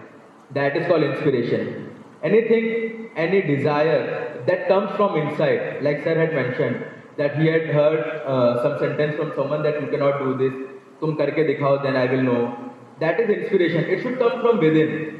But what is motivation? I'm standing here, I'm telling you 110 things, n number of things, you do this, you do that. That is motivation. That will stay for you for a very brief period of time. But if you want something that is long lasting, everlasting, then you need inspiration. The breaking of the egg should be from within, not from someone who is outside motivating you. That will stay longer for you. So with that I come for the first D, that is desire. You should have a burning desire. Why do you want to join the service? Why do you want to clear a particular competitive exam? It can be Nagaland State Service Commission, it can be UPSC, any exam. You should have a desire, you should have an answer to that question like why do you want to join the service? Some may join it for the perks that it gives. Obviously the perks are very good. You get a lot of stuff, you get car, you get good home, you get benefits like things which are not accessible to common people will become accessible to you. Like for example, I'll tell you a story. So one of a very close uncle of mine, he wanted to get an eye checkup in one of the reputed institutes in Delhi. And the waiting period for that is usually 2 months. But because I am an IAS officer and some of my connections are there, friends are there, I called a person who was already working in AIMS. He talked to me, I told him, this is me, I am an IAS officer, I am working here and this close uncle of mine, he wants to get an eye checkup. But the waiting period is 2 months. He was already like, okay, oh sir, sorry. What, please, what do you want, sir? 2 months? No, don't worry, I'll make that happen for two days with you. I'll make it happen in 2 days. So this is the power that you will get once you clear this exam. Whether you are in police service, you are in foreign service, you are in administrative service, a huge social mobility will come along with it. You will change your life, the life of your family, your immediate friends, relatives, community, and you will get to serve people. The first one was the power and the perks that you get. But if you really want to join the service, to clear this exam, as I said, you need to have a long-lasting inspiration. That has to be the third term in IAS, the third alphabet, the S in IAS or IPS. It stands for service. Any service, any job, any officer. I am an Indian Administrative Service Officer. You need to have that motivation of serving the people of your state, of your community, of the country, and of humanity at large. If you have that feeling of service in you, trust me, that feeling of inspiration will be much more longer lasting than these smaller primordial instincts like I will get a good salary, I will get a good job. These will not be lasting for long. But this passion to serve people that you will be having in yourself, that will be a huge guiding force for you to clear this exam. So that was the first D. The second D I would say is after desire, there is dedication. You need to have complete dedication towards the goal. For example, if you are studying a particular chapter of a particular book and your girlfriend or your boyfriend or anyone, your friend calls you, let's go outside, have a good time, but you are having some topics which are yet unfinished. here dedication comes. You will have to keep everything aside to finish your target, the daily target for study that you have made. Once you have done that, the third D comes, that is determination. What is determination? See, UPSC exam, honestly, I will tell you. You cannot clear it, maybe you might not be able to clear it in first attempt, second attempt, third attempt. Here determination comes in. First attempt, if you are not able to clear it, you should have the determination that I will definitely put in lot more efforts and try to clear this exam in second attempt. Now even in second attempt, sometimes some things might stay there, some hiccups, some deficiencies. You should complete them and have that determination that I will keep on moving and I'll try to clear this in third attempt. These are the 3 Ds: desire, dedication and determination. If you're not having at least any one D out of these, it will be very difficult for you to clear this exam. So these things you need to keep in mind. Apart from that, sir said that you need to start early. Definitely. If you have time, you pay attention on reading newspaper, be more well aware, well read person, well knowledgeable person. See, everyone loves someone who is well read, who is well knowledgeable. Either you are an officer or you are not.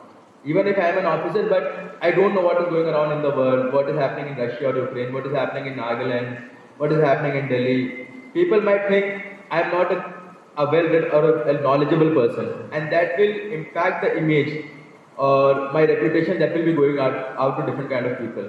So for that, if you have not yet started, like for example, you are in first year of your graduation or maybe class 12, and you are targeting UPSC, I would suggest you start with minimalistic things. Start reading national newspapers, start reading international news, start reading books that develop your personality, so that if someone talks to you, they're impressed, okay, this guy is well aware, he's very knowledgeable, and I like interacting with that kind of a person.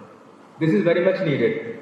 But if the bus has gone away for you, the ship has sailed, no worries, nothing is too late. It's never too late, but it's better too late to be than never to start. So if you are have already started, you will have to put in more efforts. But it is achievable. The job can be done. UPSC, because I think it is a level playing field. There is no discrimination in UPSC. I come from a community where some people think that UPSC discriminates or there is discrimination in government jobs, you might not get them.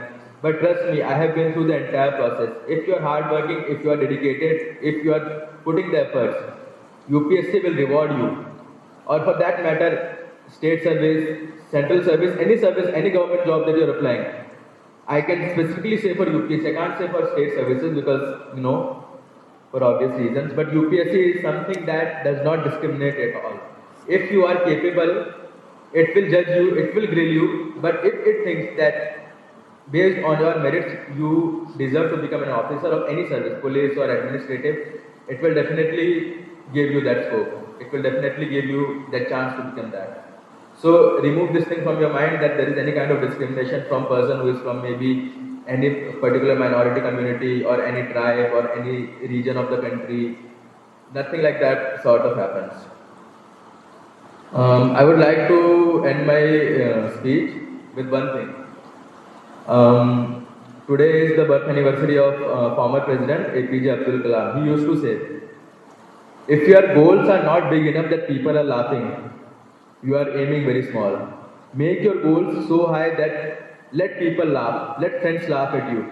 Yeah, we don't think you will be able to clear UPSC, you don't think you will be able to do good in life. Let them. It happened with me also. When I made UPSC my target, people ridiculed me. You had never cleared any exam in your life. How will you clear this exam, which almost is the most difficult exam in the entire world? But I kept believing in myself. Self-belief is very important. If you stop believing in yourself, no one else will believe in you. But you have to back that belief with hard work. It's not like, I have belief in myself, but I'm not studying. I will clear the exam. So what? I believe I will clear. So what if I'm not studying? I will clear. No, it does not work like that.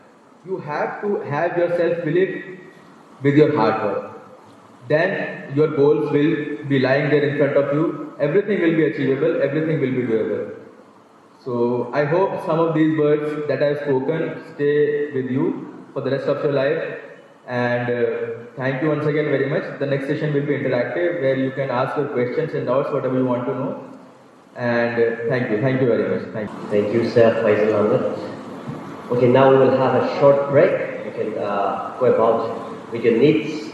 Please come back about 5 minutes from here on. Please do not go away. Step back for the talk show. It will be very interesting, I assure you.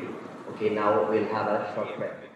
And for the panelists, we have our two guest speakers, Mr. Faizan Ahmed, IS, and Mr. Usmani. And the moderator would be Mr. Saket Sora. Now Saket Sora is faculty in charge at Imperial IS Academy, and he will be taking over the talk show. So I would like to invite our guest speakers as well as our moderator to the stage. Okay, so a very good evening to all of you.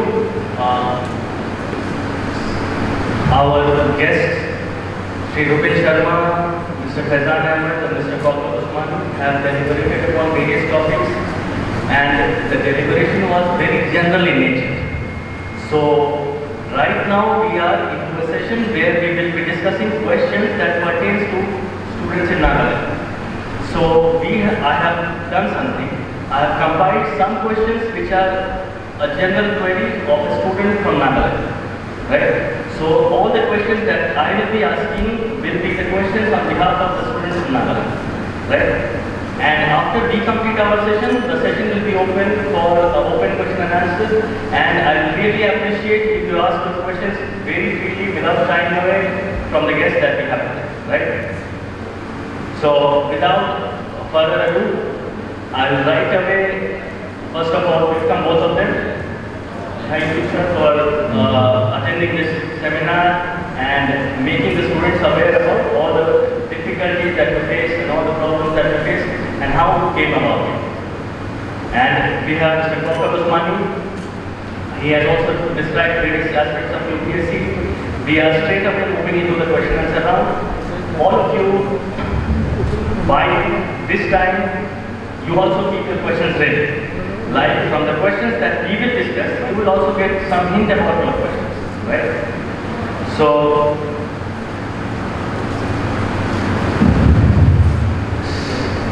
the biggest myth or the biggest perception that students have or an aspirant has, that if he or she decides to sit for the civil services, he has to pack up his bags and he has to move to a city known as New Delhi, right? So you may belong to a small district in southern part of India, you may belong to Kohima, Itanagar, Mizoram, any other state, but the day you decided for civil services, you have to go to New Delhi. Now, is it really that stark or really that true, the difference between New Delhi and other places? So the question is a two-part question. Is the difference that stark that it is very compulsory for a student to move to New Delhi, otherwise he or she will not qualify? Part second of the question will be, can a student in Nagaland, like the students that we have today, stay back in Nagaland and prepare and compete very easily? Thank you for the question. So the first part that you have asked is that it is really necessary for a student to go to Delhi. I think gone are the days. If you are preparing, for example, when Sharma sir, IPS sir, when he was preparing 20 years ago, 15 years ago, 20 years ago, at that time it was mandatory for you to go to Delhi. Why? Because there was dearth of material, what to study, what not to study. But today we are living in the age of digital revolution. You have everything on your hand, on your mobiles, on your laptops. So basically every material, everything is available on the internet.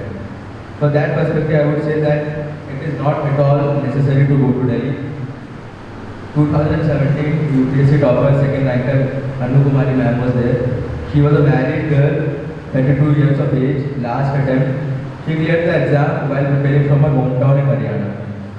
Just because why? She had internet, she got the material delivered to her home.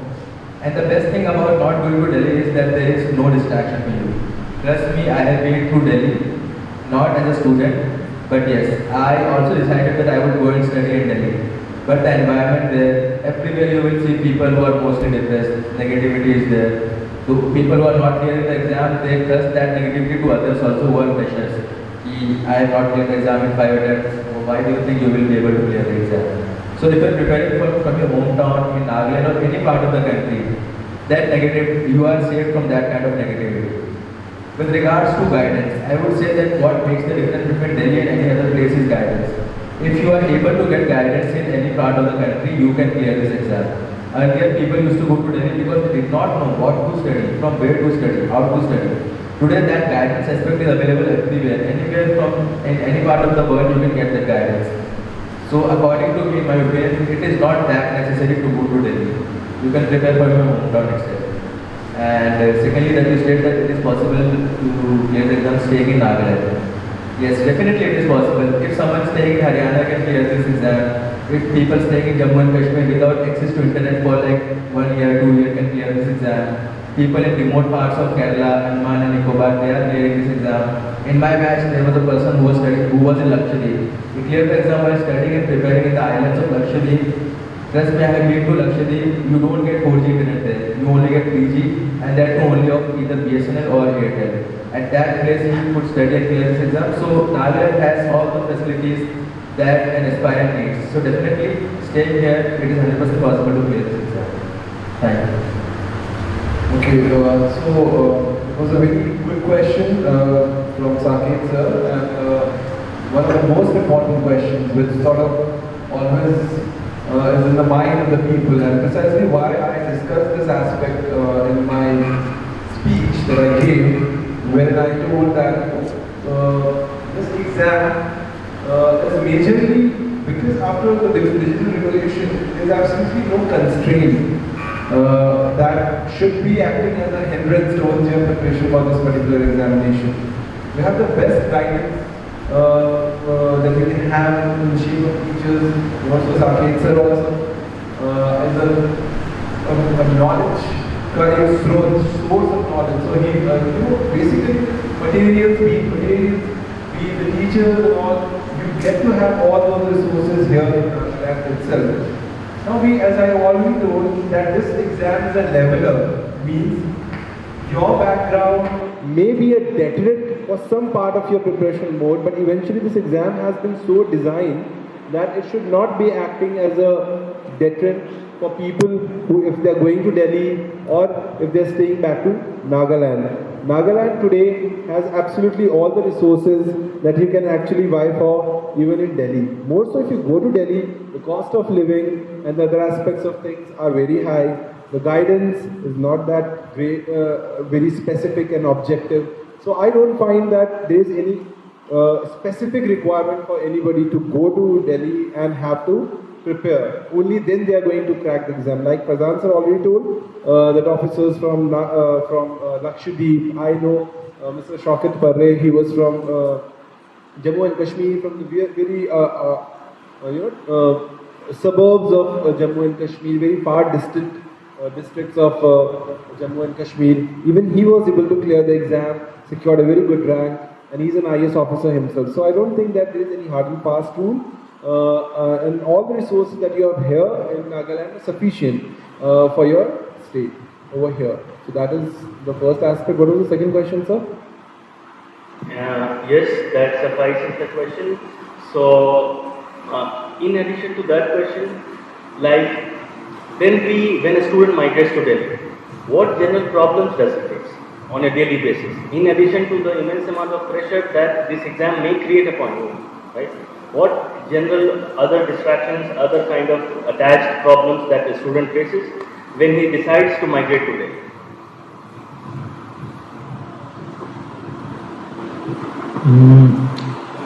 With regards to the challenges that one can face while migrating to Delhi, I think the biggest problem is cultural shock. When you migrate from your place to a completely different place where people talk a different language, eat different kind of food, that comes as a cultural shock. It takes you time, maybe 2 months, 3 months to adjust to that reality. You have that feeling of homesickness. Apart from that, then you have to find a landlord. The economic cost of staying in Delhi is too high. For example, if you want to stay in a room with air conditioning in that, the room size of 10 by 10 feet, not greater than that. It will cost you with food, lodging, AC, everything included around 10 to 12,000 per month. That translates to more than 1 lakh rupees per annum. And it's not like you're staying in Delhi for only 1 year and then you'll come back. You'll be staying for like maybe 2 years, 3 years. That compounds the cost by huge quantity. So economic burden is one thing when you're migrating to Delhi. Apart from that, there is harassment by the landlord in whose house you are staying as a paying guest. He will keep harassing you for various kinds of things. Don't do this, don't do that, don't bring friends, don't go out. You will not have the freedom to enjoy the process of UPSC. See, studying is different. Studying is one thing, but enjoying the process is altogether different thing. You have to be happy also while you are preparing for the exam. If you are always in a gloomy mood, you are depressed, you are frustrated, you will not be able to give your optimum 100% while preparing for this exam, and this exam demands nothing less than that. So that becomes a major issue.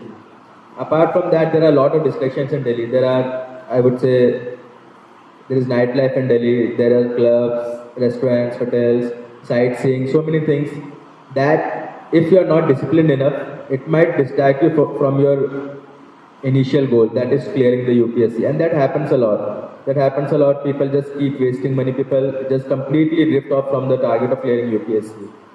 So if you are studying at your hometown, all these risk factors, they are null, they are neglected, they are negated. So I think the compounding of all these factors together pose a major crisis, pose a major issue in students who are not from nearby Delhi, but from far off areas in preparing for UPSC there. Thank you. Well, I think Faizan sir covered almost all the relevant and necessary points as to what are the problems that one faces when one goes to Delhi. See, primarily the economic aspect of it is a huge deterrent for most of us because we all come from majorly, most of us, we come from very humble origins. We have that sort of a problem of having finances sustainably required for a sustained period of longer period of time. Now in Delhi, like we know, that civil services is not a short-term plan, right? It requires a lot of time, it requires a lot of investment, the investment of your energy, investment of your resources, the kind of place where you're going to stay, the kind of food that you are going to be served, the kind of people you're going to, be hobnobbing with. So those are the challenges firstly, and not all of us stand on an equal pedestal when it comes to the economic aspect of things. So that will be the first. Secondly, of course, there's going to be cultural differences. Now, in one way, it's a great thing that you get to meet people from diversified culture and all, but that is just one aspect of things. We all have a tendency of being in our comfort zone, right? Now, to some extent, that is a great addition because you want peace of mind while you're preparing for your exams. You don't want those distractions coming your way wherein you are constantly subjected to sort of apprehension as to how the next day is going to unfold for you. So all those other ancillary issues, once they're addressed, which you get in your own home turf, is sorted out, the resources are taken care of, only then with that peace of mind can you prepare very, very sustainably, because you need to prepare for a substantial period of time. So many subjects to be covered, so many aspects to be covered. So when you go to Delhi, it is just staying there and being in some pockets of Delhi is not sufficient enough reason for you to crack the exam. So you need to see it from a very holistic perspective, that you need to address all the dimensions that are required for clearing the exam and not just visiting Delhi for the sake of it. So we need to destroy all the myths surrounding staying in Delhi. And once you have done that, you're good to go in a place like Nagaland itself, where you have people, the resources at your doorstep, at your very own disposal. So that is something that you need to have a look at. Right. So we have been seeing aspirants coming from rural backgrounds who are clearing the exam. And in that regard, cities like Dimapur, Kohima, they are quite urban. And students get all sorts of facilities as regards to the kind of study material, the kind of stationery items, the kind of books, delivery facilities of books from these e-commerce websites. So in my opinion also, that should not make a huge difference. In addition to that, we will get to the next question. Like as Rupin Sharma sir mentioned, like the college education in most parts of the country and sadly in Nagaland also is not up to that much. So a student in Nagaland may be demanding a different set of guidance, right? When he sets off for his journey for the UPSC, so the kind of guidance that he needs or she needs can be very different from the kind of guidance that a student who is already studying in Delhi University or an IIT or any other part of the country requires. So, for an institute in Delhi, can they afford to give such kind of guidance? Because the batch strength is too high, right? In most of the renowned names that we hear of, the batch strength is 600 to 700. So, if a student migrates from Nagaland to those kinds of institutes, and the demand of a student of Nagaland is that he requires some customized guidance, right? So a very pertinent question again from Saket sir. See, you need to have a very guided effort. When I say guided, I mean there are a lot many materials to be covered, a lot many aspects of the syllabus, and when you are new to this preparation, you don't have an idea as to how you are going to deal with ample. So there is ample of resources. So there is a problem of plenty, if I can use the word, problem of plenty, in the sense you are always subjected to some other resources coming your way, and it sort of leads to confusion. Now having an option is a good thing, but having too many options can be a strong deterrent force in your preparation, because you have paucity of time and there is a time period within which you have to, finish the syllabus. So, and of course, this exam, being the Herculean sort of the effort that it requires, can be narrowed down if you have limited resources coming your way. Now, by the time you are aware of all these things, a lot of time has already passed by. So, you need to have a good mentor. You need to have a good guidance. Okay, but when you are subjected to a huge batches of 600 students, 700 students, there's no specific guidance or mentorship given to so many students. Why? Because there's limited number of faculties and all the students are thronging on that faculty. Once they're done with the classes, how will you be getting the good guidance over there? So it's always advisable to have small pockets of students who are being guided very specifically by good mentors who have been through the journey, have an idea about the exact requirements of the exams and the syllabus, and so that makes things and makes lives and the efforts of the students much easier. So I would definitely say that in Delhi, most of the institutes have this chronic problem of having huge batches of 600 students, 700 students, and it can be a very important factor to be considered, which I think in Nagaland you can easily sort of address such problems. So I would say that it's better if you have a guided approach and small batches when you are dealing with faculties and your syllabus of preparation. So that should be the right way according to me. So Faizan. So just adding one point to that is, as a student of anthropology, I have learned that human being is inherently a creature that needs attention, rather it seeks attention. If you are studying in a class of like maybe 500 or 600 students, and trust me, like the sizes of classrooms are this big, and the teacher is speaking on the mic and the person sitting on the last bench cannot even see the person who is teaching. So they have put up various LED screens in the middle of the classroom so that you can have a person-to-person kind of a feel that at least I am seeing the teacher. Apart from that, 600 or 500 odd students in one batch, and there is not only one batch, there are tens of such batches. Personally, when I also tried getting enrolled in one kind of a institution for this, but when I saw the batch strength, when I saw the crowd in the class, I just got scared and ran away. I didn't take admission into that. Because of the thing is that they will not be able to guide you personally. If you have a particular doubt, you always want the best of the best faculty to address that doubt. But when there are 600 odd students in a class, it is humanly impossible for that teacher also to guide each and every person. So what they do is they will allot doubt solving faculties, who are basically new people who have entered into the field of teaching and guidance in UPSC. And sometimes you will feel they are not up to the mark. But that will be the only option that you have. So rather than getting lost in a crowd of 500 people, it's better to be seated in a class where 50 or 60 people are there, but at least individual attention can be given to every person so that each and every doubt can be solved. That's my point of view. Thank you. So these were the questions that I compiled on behalf of the students. I would like to open this session for question and answer round. I will I mean, all of us will highly appreciate if you be interactive and please ask your questions very freely. So I'm passing on the. Hello. Yes, I am a parent here. Just some inquiries in order if I can at all help my children.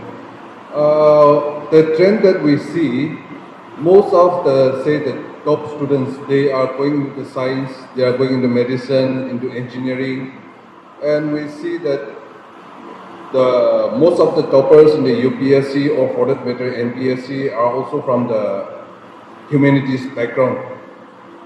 Now, comparatively, apart from the hard work and the analytical abilities, per se, what would you give the advantage to the science students, to the humanities students, and also the technical students, the comparison?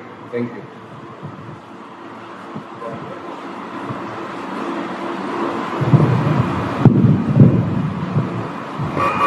So it's a very good question. The beauty of this particular examination is that there is no restriction on the subject that you want to have as a main subject, which we also refer to as optional, right? Even the students who are coming from humanities, having a background as a Bachelor of Arts, yeah, for that matter, even they have psychology or any other subject, philosophy, or anybody who is coming from educational background like engineering, with expertise in mechanical engineering, or for that matter, electrical engineering, or even for that matter, coming from medicine background. This exam, like I told earlier, is a leveler. It sort of gives you a level playing field. So, of course, since you need to be a graduate before you get into the examination mode of civil services, you of course need to have a bachelor's degree. Now, in the bachelor's degree, you have an option of moving ahead with medicine, engineering, or arts, commerce, whatever you want to. None of it is a deterrent when you choose to take the next obvious step of getting into the civil services. Now, the beauty of this examination is that with so many options your way, be it even for that matter your language. When there are language subjects, you are coming from a Muslim Urdu background, you can have your Urdu as your optional, Malayali down south, Kerala, even for that matter, you are having any of the languages which are there in the schedule of our constitution. I mean, that is being covered in this particular examination. So that should not be a deterrent.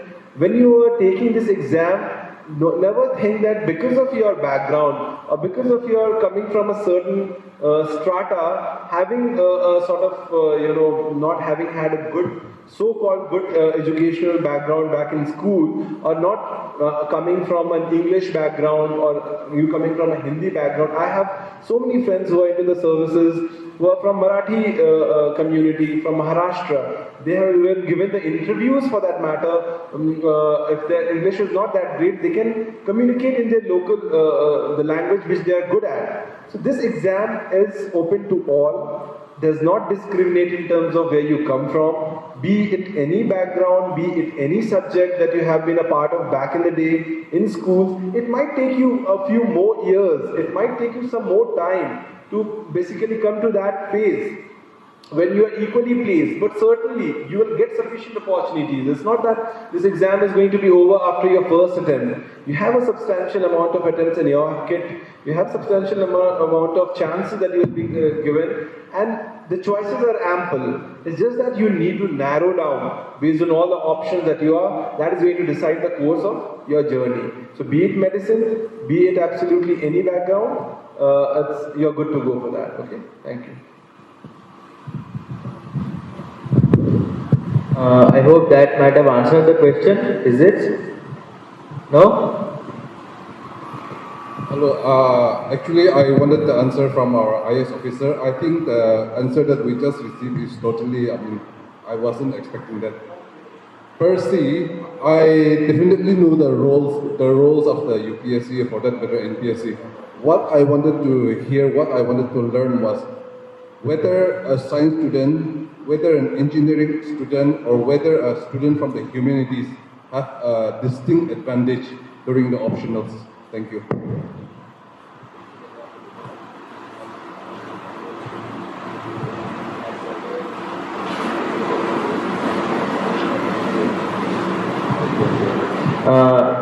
If I am correct, the question is that whether a student from engineering or humanity or science background have an advantage over one another. Is that the question? Okay, thank you. Sorry we could not get the question in the first attempt, so apologies for that. There can be advantage, there cannot be an advantage. For example, if you have decided early in your life that you want to pursue civil services, in UPSC there are optionals. Optional can be almost any subject on the earth that you study in college, like English or political science, geography, economy, mechanical engineering, MBBS medicine. If you are studying a particular optional subject in your graduation, you will be having an advantage. Definitely there will be advantage. For example, now since I was a student of engineering, mechanical engineering, but I pursued an optional which was completely 360-degree different. That was anthropology. Anthropology is a humanities subject. I basically did not pursue mechanical engineering as an optional because, as I said, I was an accidental engineer. I never wanted to do engineering in the first place. So why burden myself again studying the same thing which I never wanted to study in the first place? So at that time, I wanted to choose a different optional, and I cut down to four or five options like polity, economy, geography, or anthropology, and I found anthropology interesting to me. If someone might have already studied anthropology in their college, like bachelor's or post-graduation, definitely it would have been advantageous for them. Why? Because they do not need to start from zero. I had to start from zero. What is anthropology? But if I would have studied anthropology in college, I would not have to start from zero.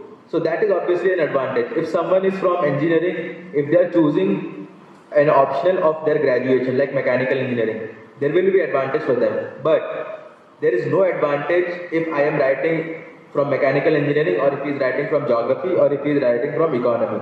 Why? Because what UPSC does is, there is this process called normalization. So obviously sometimes we think that in maths or in technical subjects you can get higher marks, and in humanities subjects you cannot get that much of marks.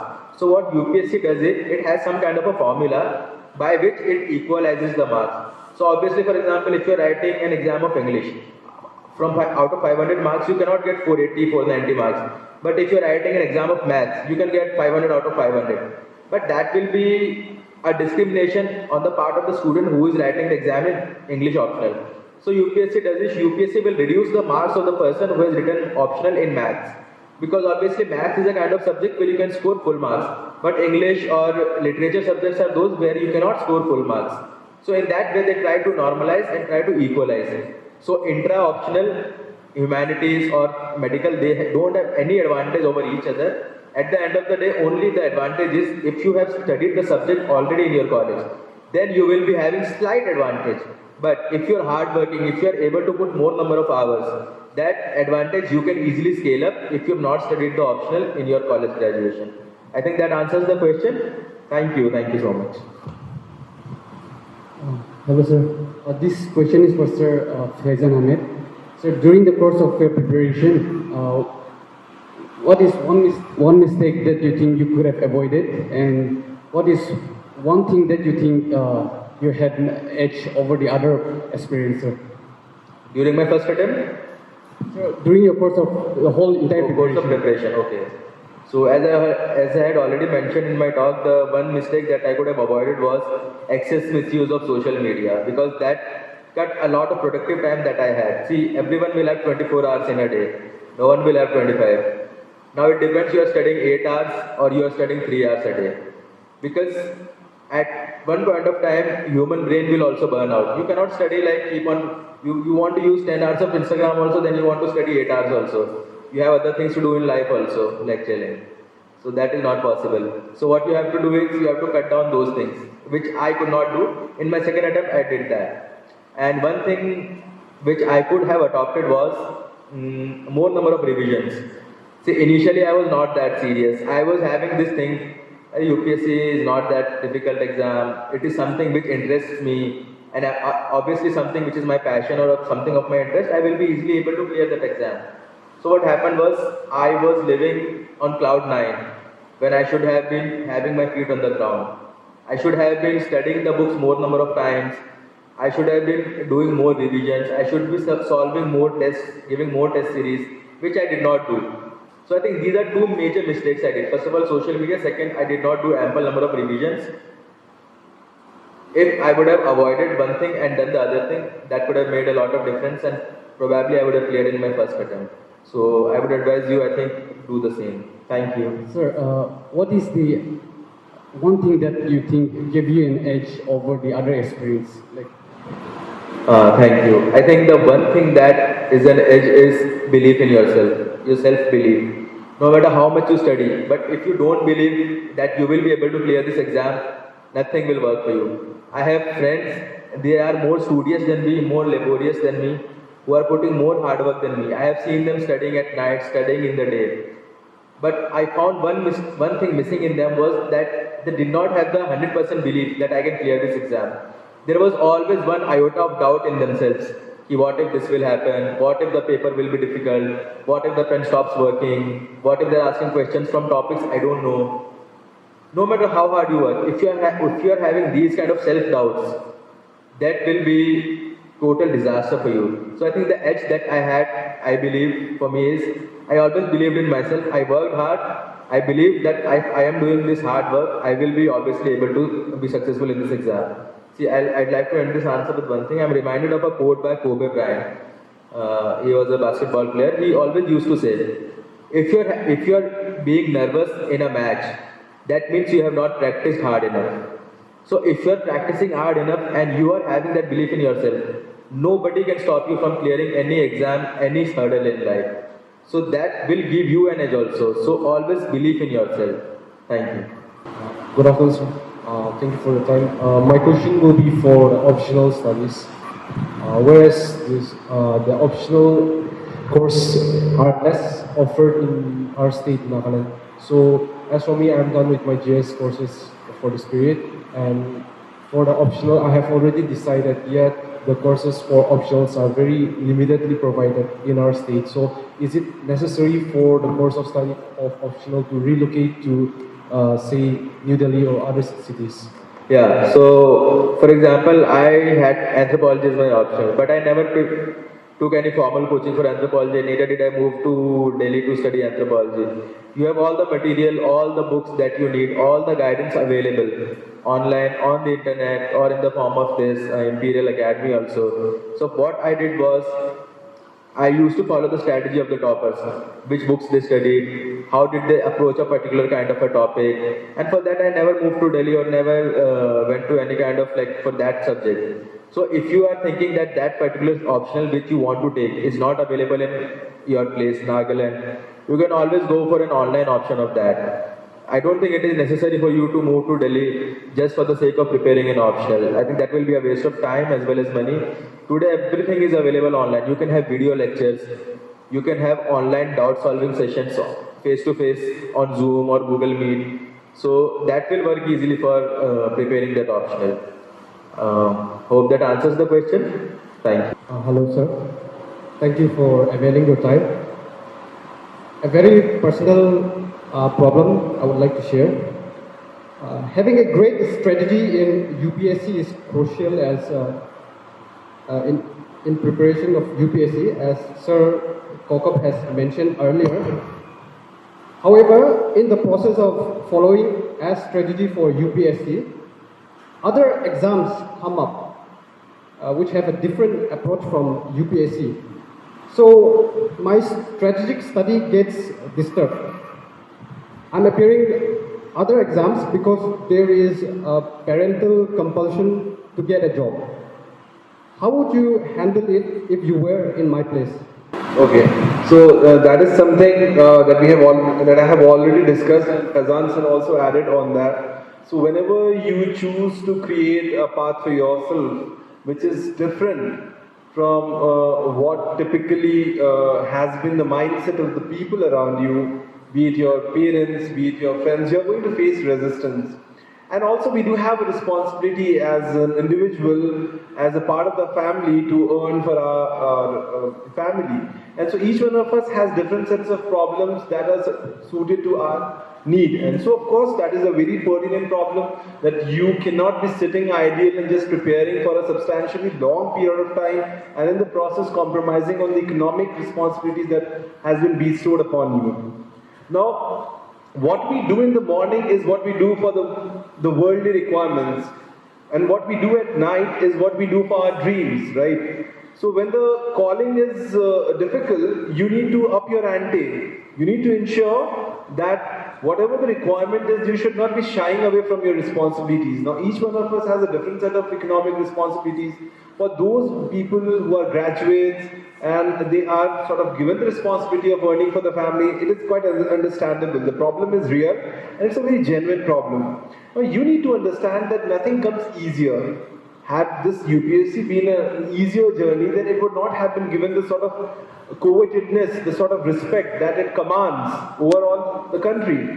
Now, firstly, you need to maintain a balance. How you can do that? You don't need to spell it out to everybody that you're preparing for exams. Now, when you're driven that you have to get through exams, see, as they say, necessity is the mother of invention. Now, you're so driven, you're so motivated that you want to get into the service, you will find a solution, or you will end up making excuses, right? If it is so important, you will find a way, or you will end up making excuses. So firstly, you need to chart it out. How important? You need to ask the questions of whys that I discussed with, firstly. Having said that, secondly, of course, when you are preparing for civil services, there are other exams, maybe the state services exams and other exams that you have to give. Now, majorly, most of the state services exams have been put on the same line as to what the UPSC syllabus demands, right? Most of the state services are on the same pattern, same line as to what the UPSC. So you need to be smart in terms of your strategy, in terms of how you can club the similar things, study them, and whatever the left outs are. For example, you might have to study about the history of Nagaland. That will be an important syllabus in the state services. So you need to dedicate specifically some portion of your time for that particular preparation, and need to study the common topics in more general approach. So that will cover both the aspects of your preparation. So see, every passing day, the responsibilities are going to rise. It's not going to diminish, right? We all have to, each one of us has a real problem to face. Now, we need to come up with solutions accordingly. So, never be bogged down as to, the demand is too much or the call is too much.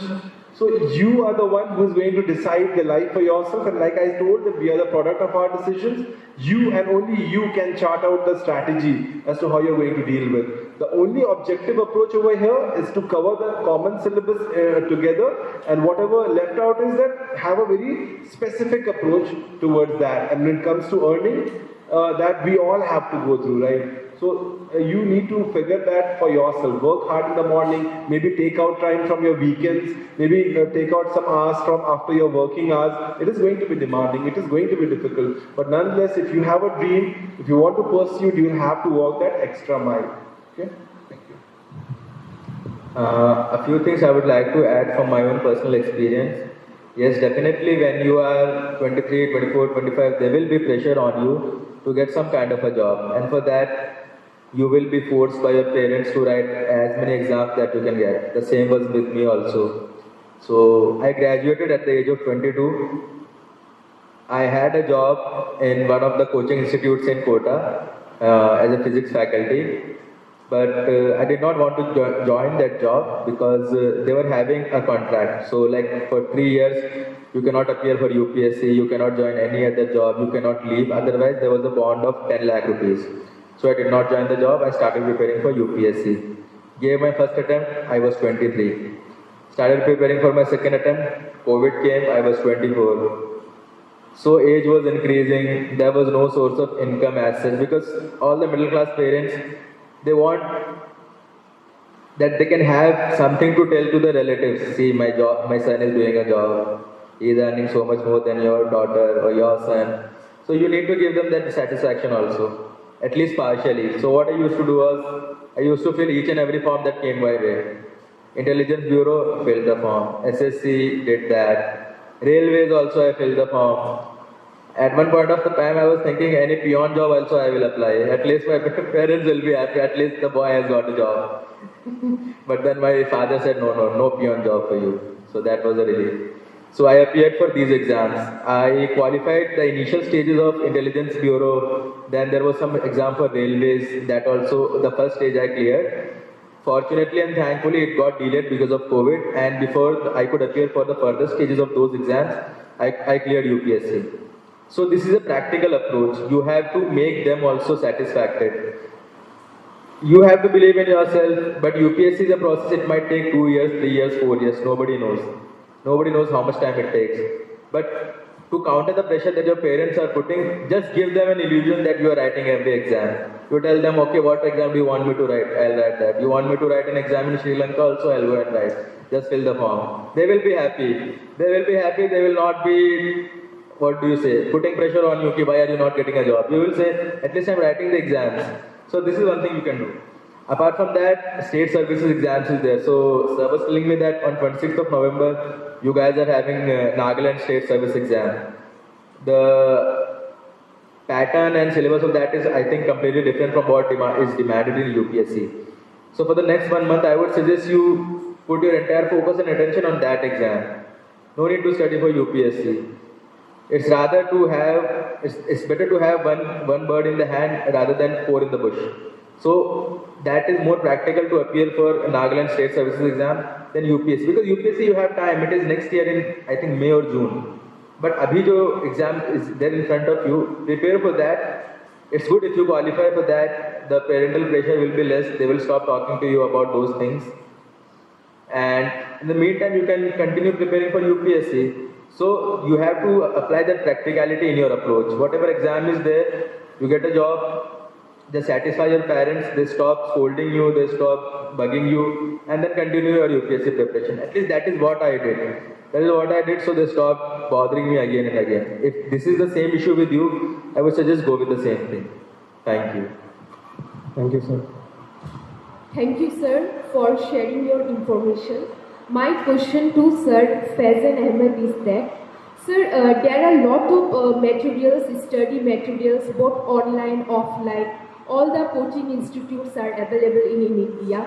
Even some free educational sites are also available.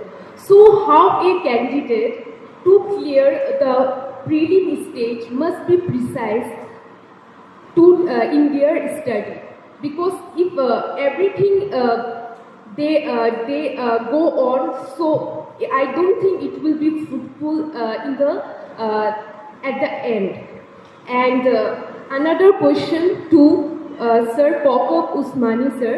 Sir, as we see, we are there is much individual differences are there. So I want to ask how a candidate with a working job can prepare the UPSC exam and can be motivated at the last moment. Okay, as far as I can recapitulate, you asked from Faizan sir was that there are too many materials out there, and how do we sort of narrow down in our options in dealing with that, right? That was the first part, and from me you wanted to know as to how how a candidate, because how a candidate after the age of 25, okay, that candidate need to be working. It cannot be that candidate cannot be the burden of the family. Understandable. How that candidate can? Certainly, it's a very, very good question. Very, very good question. Because see, the awareness level of the students in today's time, although with the access of internet and all, has risen, but majorly the awareness with regards to what are the exact requirements of the service is still restricted. By the time you get to know about the service, see, once you graduate, assuming that you have been an engineer, you're already 22. And not to get the placement, and you're working in any of the firm, because it is expected on your part to have a job once you get out of the engineering college, and so subsequently it's a very natural progression that you end up working in any firm for 1 year or 2 years. So you're already 24 by the time you start, right? So it's a very common phenomena that is happening with you. And of course, after a certain time, the responsibility on you with regards to you having a responsibility towards your family, the kind of money that they have invested in you, they would want instant results, right? So I just want to tell you, it's a very, very chronic issue that is existing and will keep on existing. UPSC has given you ample space in terms of qualifications that you can write the exam till for general category it's 32, for OBC it's 35, and I think for SC/ST it's till 37 if I'm not wrong, and unlimited attempts. So firstly, you should not be worried about the fact whether you are late in catching of the train. That sort of idea, there is very little you can do about that. Like I discussed in my speech, that thinking and having a perception about the past, you cannot do anything about it. Now let's talk about the solution at hand. The solution is that you have to go through a process. You have ample of time wherein you have to study the syllabus. So your approach then, because of the paucity of time, also becomes more important to have a guide in your life who is going to cut the unessentials, the non-essentials, and bring to in your front the essential components which are needed for the preparation. So having a good mentor, having a good idea about the syllabus and the demands of the exam will save you very crucial time. So you should be personally looking for that guide, that mentor firstly. Now when you have decided that you want to go and move ahead with this exam, so you have already, you need to stop thinking about now what, and need to focus on the moment, at the moment, on the present time that you are having. See, a very reasonable advice which I got was that when you are actually not certain what lies ahead, take the next obvious baby steps and keep on working. Don't think about the fact where you are heading. Eventually, once you have walked through those uncharted territories, you will start finding a direction, the things, the light will start coming your way. So never get bogged down, now I am late, what am I going to do? It's your dream, you have chosen for yourself, you are going to be held responsible for your dream. So it's your responsibility to make it come true. It's none of others' responsibility. So when you have dream, you need to figure out the solution, because once you get through, it is you who is going to reap the fruits of benefit of it, right? So even 24, 25, it is a very obvious phase that you are in. No problem, absolutely no problem. Your very next step should be to immediately find yourself a good mentor, a good institute, which sort of gives you the direction where you should be moving ahead. So don't get bogged down. This is a very common problem, and sir will brief you about the same, and he's already done that. And when he started, he was already working as a faculty. Likewise for me, doing my MBA and other things. I'm already 24, where I have to start. So those things are perfectly fine. Don't get worried. Now the first part, sir will answer. Thank you for the question. The first part of your question regarding to how to filter, since a lot of material is available online and offline. I think I would suggest you to go with the standard material, like the standard books. For example, if you are preparing for polity, there is Lakshmikant, there is no substitute for that. Like for example, for history, there is Spectrum by Rajiv Ahir. Wonderful book. That will be enough for you to clear the prelims as well as mains. So rather than going for different kind of coaching materials, stick with the standard books. And if you're not liking a standard book of a particular subject, just do hit and trial. See, there is no perfect material. I might suggest you something which you might not like or might not feel comfortable studying. Just try it yourself, just read like 5 to 10 pages. If you find it interesting, continue with that. If you don't find it interesting, just leave it. Change the material, go with something else. But rather than that, I would say that apart from material, whatever standard books you have, just stick to those. In addition to that, complementary to those standard books, if you are in need of any kind of material, then you can just pick down any standard material that any topper is suggesting, which you are easily getting into your doorstep. Because ultimately, what is more important is that you read and revise that. There is not a huge lot of difference between coaching material of coaching A, coaching B, coaching C. Minor differences that can be easily coped up if you put in the efforts. Whatever material you have, just study that, reread, revise, that will be sufficient.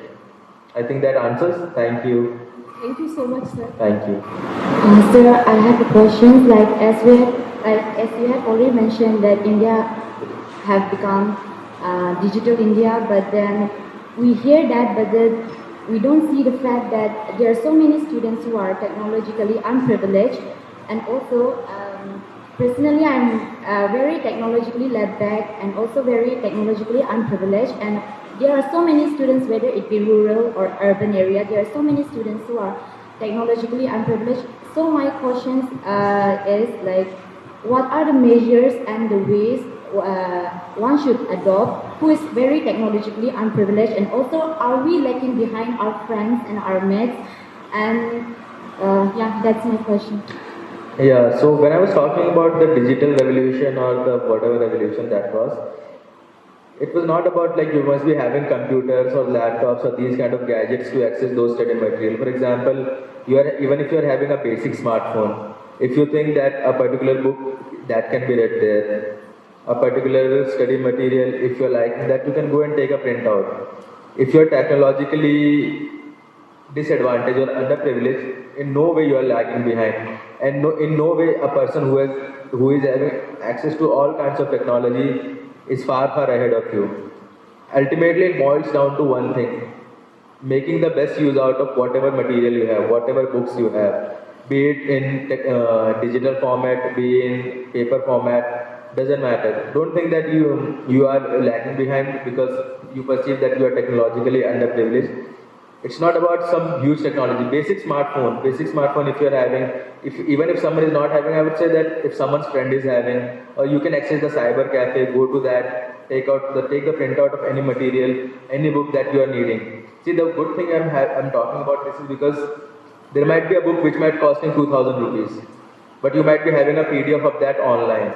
You can go to a cyber cafe, go to any Xerox shop, get a printout of that, and you can study for that. No, I'm not promoting that you don't buy those books. But if you are unable to buy, this is one of the approach that can be adopted, so that your studies will not be hampered. In that way, I was trying to mention the digital India, or digitization of whatever study related things we have. So that was what I meant. Did that answer the question? I'll just add to that, sir, told very relevant point. See, digital divide that you're talking about. So this is a reality in today's time. Digital divide in the sense, it can either be because of your lack of knowledge as to how to handle the digital equipments that you have at hand, or it may be because you don't have resources to get hold of the equipments.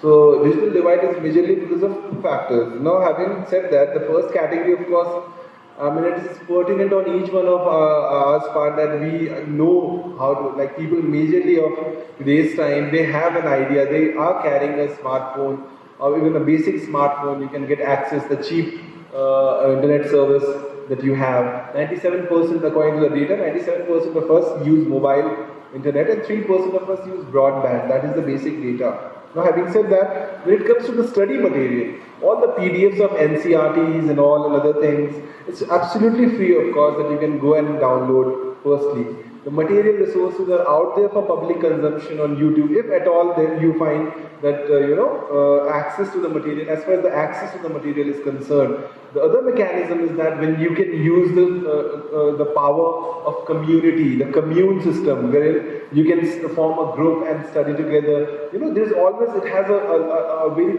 significant role to play. 4 of you can join together, get access, teach each other in terms of sharing of materials, getting the PDFs downloaded, share the information. So where there is will, there is a way, right? Even the usage of basic phones that come at as cheap as 4,000, 6,000, 8,000, that they can be brought into use. So I don't think that when it comes to having equipments at hand, nobody's asking you to go and purchase expensive laptops and other things. Even the basic laptops or basic smartphone will do the work for you.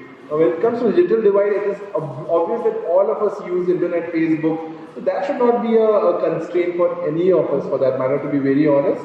As far as the materials are concerned, the UPSC very specifically tells that you need to read NCERTs. Now, these NCERTs from 6 to 12 easily available free of cost out there. The basic standard books, even the PDFs are available. So I don't think that should be a constraint for any of us, for that matter. It's just the zest for us to follow more and more resources, and any resource that comes out in the market, that is where the problem lies. So in today's time, with the digital revolution coming up, I don't think so that there is absolutely anybody out there who can either give the logic, I'm coming from Hindi background, or I'm coming from Assamese background, or I'm coming from the regional Naga language. So all those things are not a constraint anymore. See, I always already mentioned that where there is will, there is a way. If it is your dream, you will find a way out. So back in the time of Rupin sir, there was no internet. You had to go to the library, go through the materials time and again, time and again. There was no access to Google where on demand you can ask questions. So you have all those advantages. Try to look into the positivities of that thing. That will solve the majority of the problem. Thank you. Sir, I want to know which online test series did you opt for this exam? Basically, I opted like 2 or 3 coaching institutes. One was this Insights and then Forum IAS. These were the 2 on basically which I relied. And apart from that, there is this free app on Play Store called Prelims Guru. It has a lot of good questions, lot of test papers, available free of cost. So whenever I used to did not feel like studying, or I was just roaming around, taking a walk, I used to utilize that time solving questions on that app. So these were the 3 sources I think from which I relied on prelims, test series, and mains. And apart from that, for prelims itself, I would suggest you focus a whole lot on previous year questions, because what UPSC does many of the times it repeats questions which I previously asked, and apart from that, it also gives you an idea which topics to study. For example, in polity, you have to study parliament or the powers of the president or the 5th schedule or the 6th schedule areas. So this thing which you will learn from attempting previous year papers. So these 3 test series apart from previous year papers were my go-to source for prelims preparation for UPSC. Thank you. I'll just add a point to that. Like the Bible for civil services is previous year questions. Okay, that should be your guiding force. There are n number of test series out in the market. You'll get confused which to follow, which not to follow. The guiding principle for UPSC should be your previous year question. And see, when you are sort of devoting yourself to the preparation, you need to have a blind faith into your gurus, who have been given the responsibility of guiding you through. So follow any one source. It can be the institute that you join in, who is telling you the materials as to this, because those people are experts sitting out there. They do all the grinding and the hard work and place the material right in front of your eyes. So this feeling of that FOMO, right, fear of missing out, that will always be a part of your life. So that is a wild goose chase. You will never be able to chase that fear, or you will be in a 100% position of 100% prelims ready or 100% mains ready. There is absolutely no topper who for sure knows that he is going to top the exam, or for sure knows that his all syllabus has been covered. Never chase perfectionism, never. It is a wild goose chase. You start from the position that you are in and try to improve on it on a daily basis. So as far as the materials are concerned, there are n different types of materials. I would recommend that once you have done your mass market research, and stick with the previous year questions and add to that the material wherever the institute you choose to be a part of, and follow them blindly for your approach. So that should be the only thing, guiding force for your preparation to begin with. Okay, thank you. Assume that you have 2 questions answered and you do not have any other questions to ask right now. Okay? So this brings us to the closing of this entire event. So on behalf of Imperial IS Academy, I want to thank all of you who have attended the event. Right? I am very sure that you have learned something from all the speakers that we had today. They have traveled a lot long distance to come down to Nagaland and interact with you. So before we leave, I would like to thank each and every one of you. Nagaland has been wonderful, a beautiful place for me. First time visiting here. You have been a wonderful audience, asking good, being attentive all the time. And hopefully, not long, very long in the future, I would really love to visit Nagaland and interact with all you. Thank you so much. I honestly speaking, I didn't expect such a warm response from each one of you. It was fabulous, and I got to be in this beautiful land of Nagaland, which I had only read about in books, and a few chances of having a word back in Delhi as well. But I think it's a beautiful place. The people are very welcoming, very lovely to have a word with, and I think it was a beautiful experience from my side and Faizan sir's side both. And I wish all of you best of luck, and with all your future endeavors. may you keep on working hard and have a purpose in life as to why. Find that answer to why. Thank you. Take care.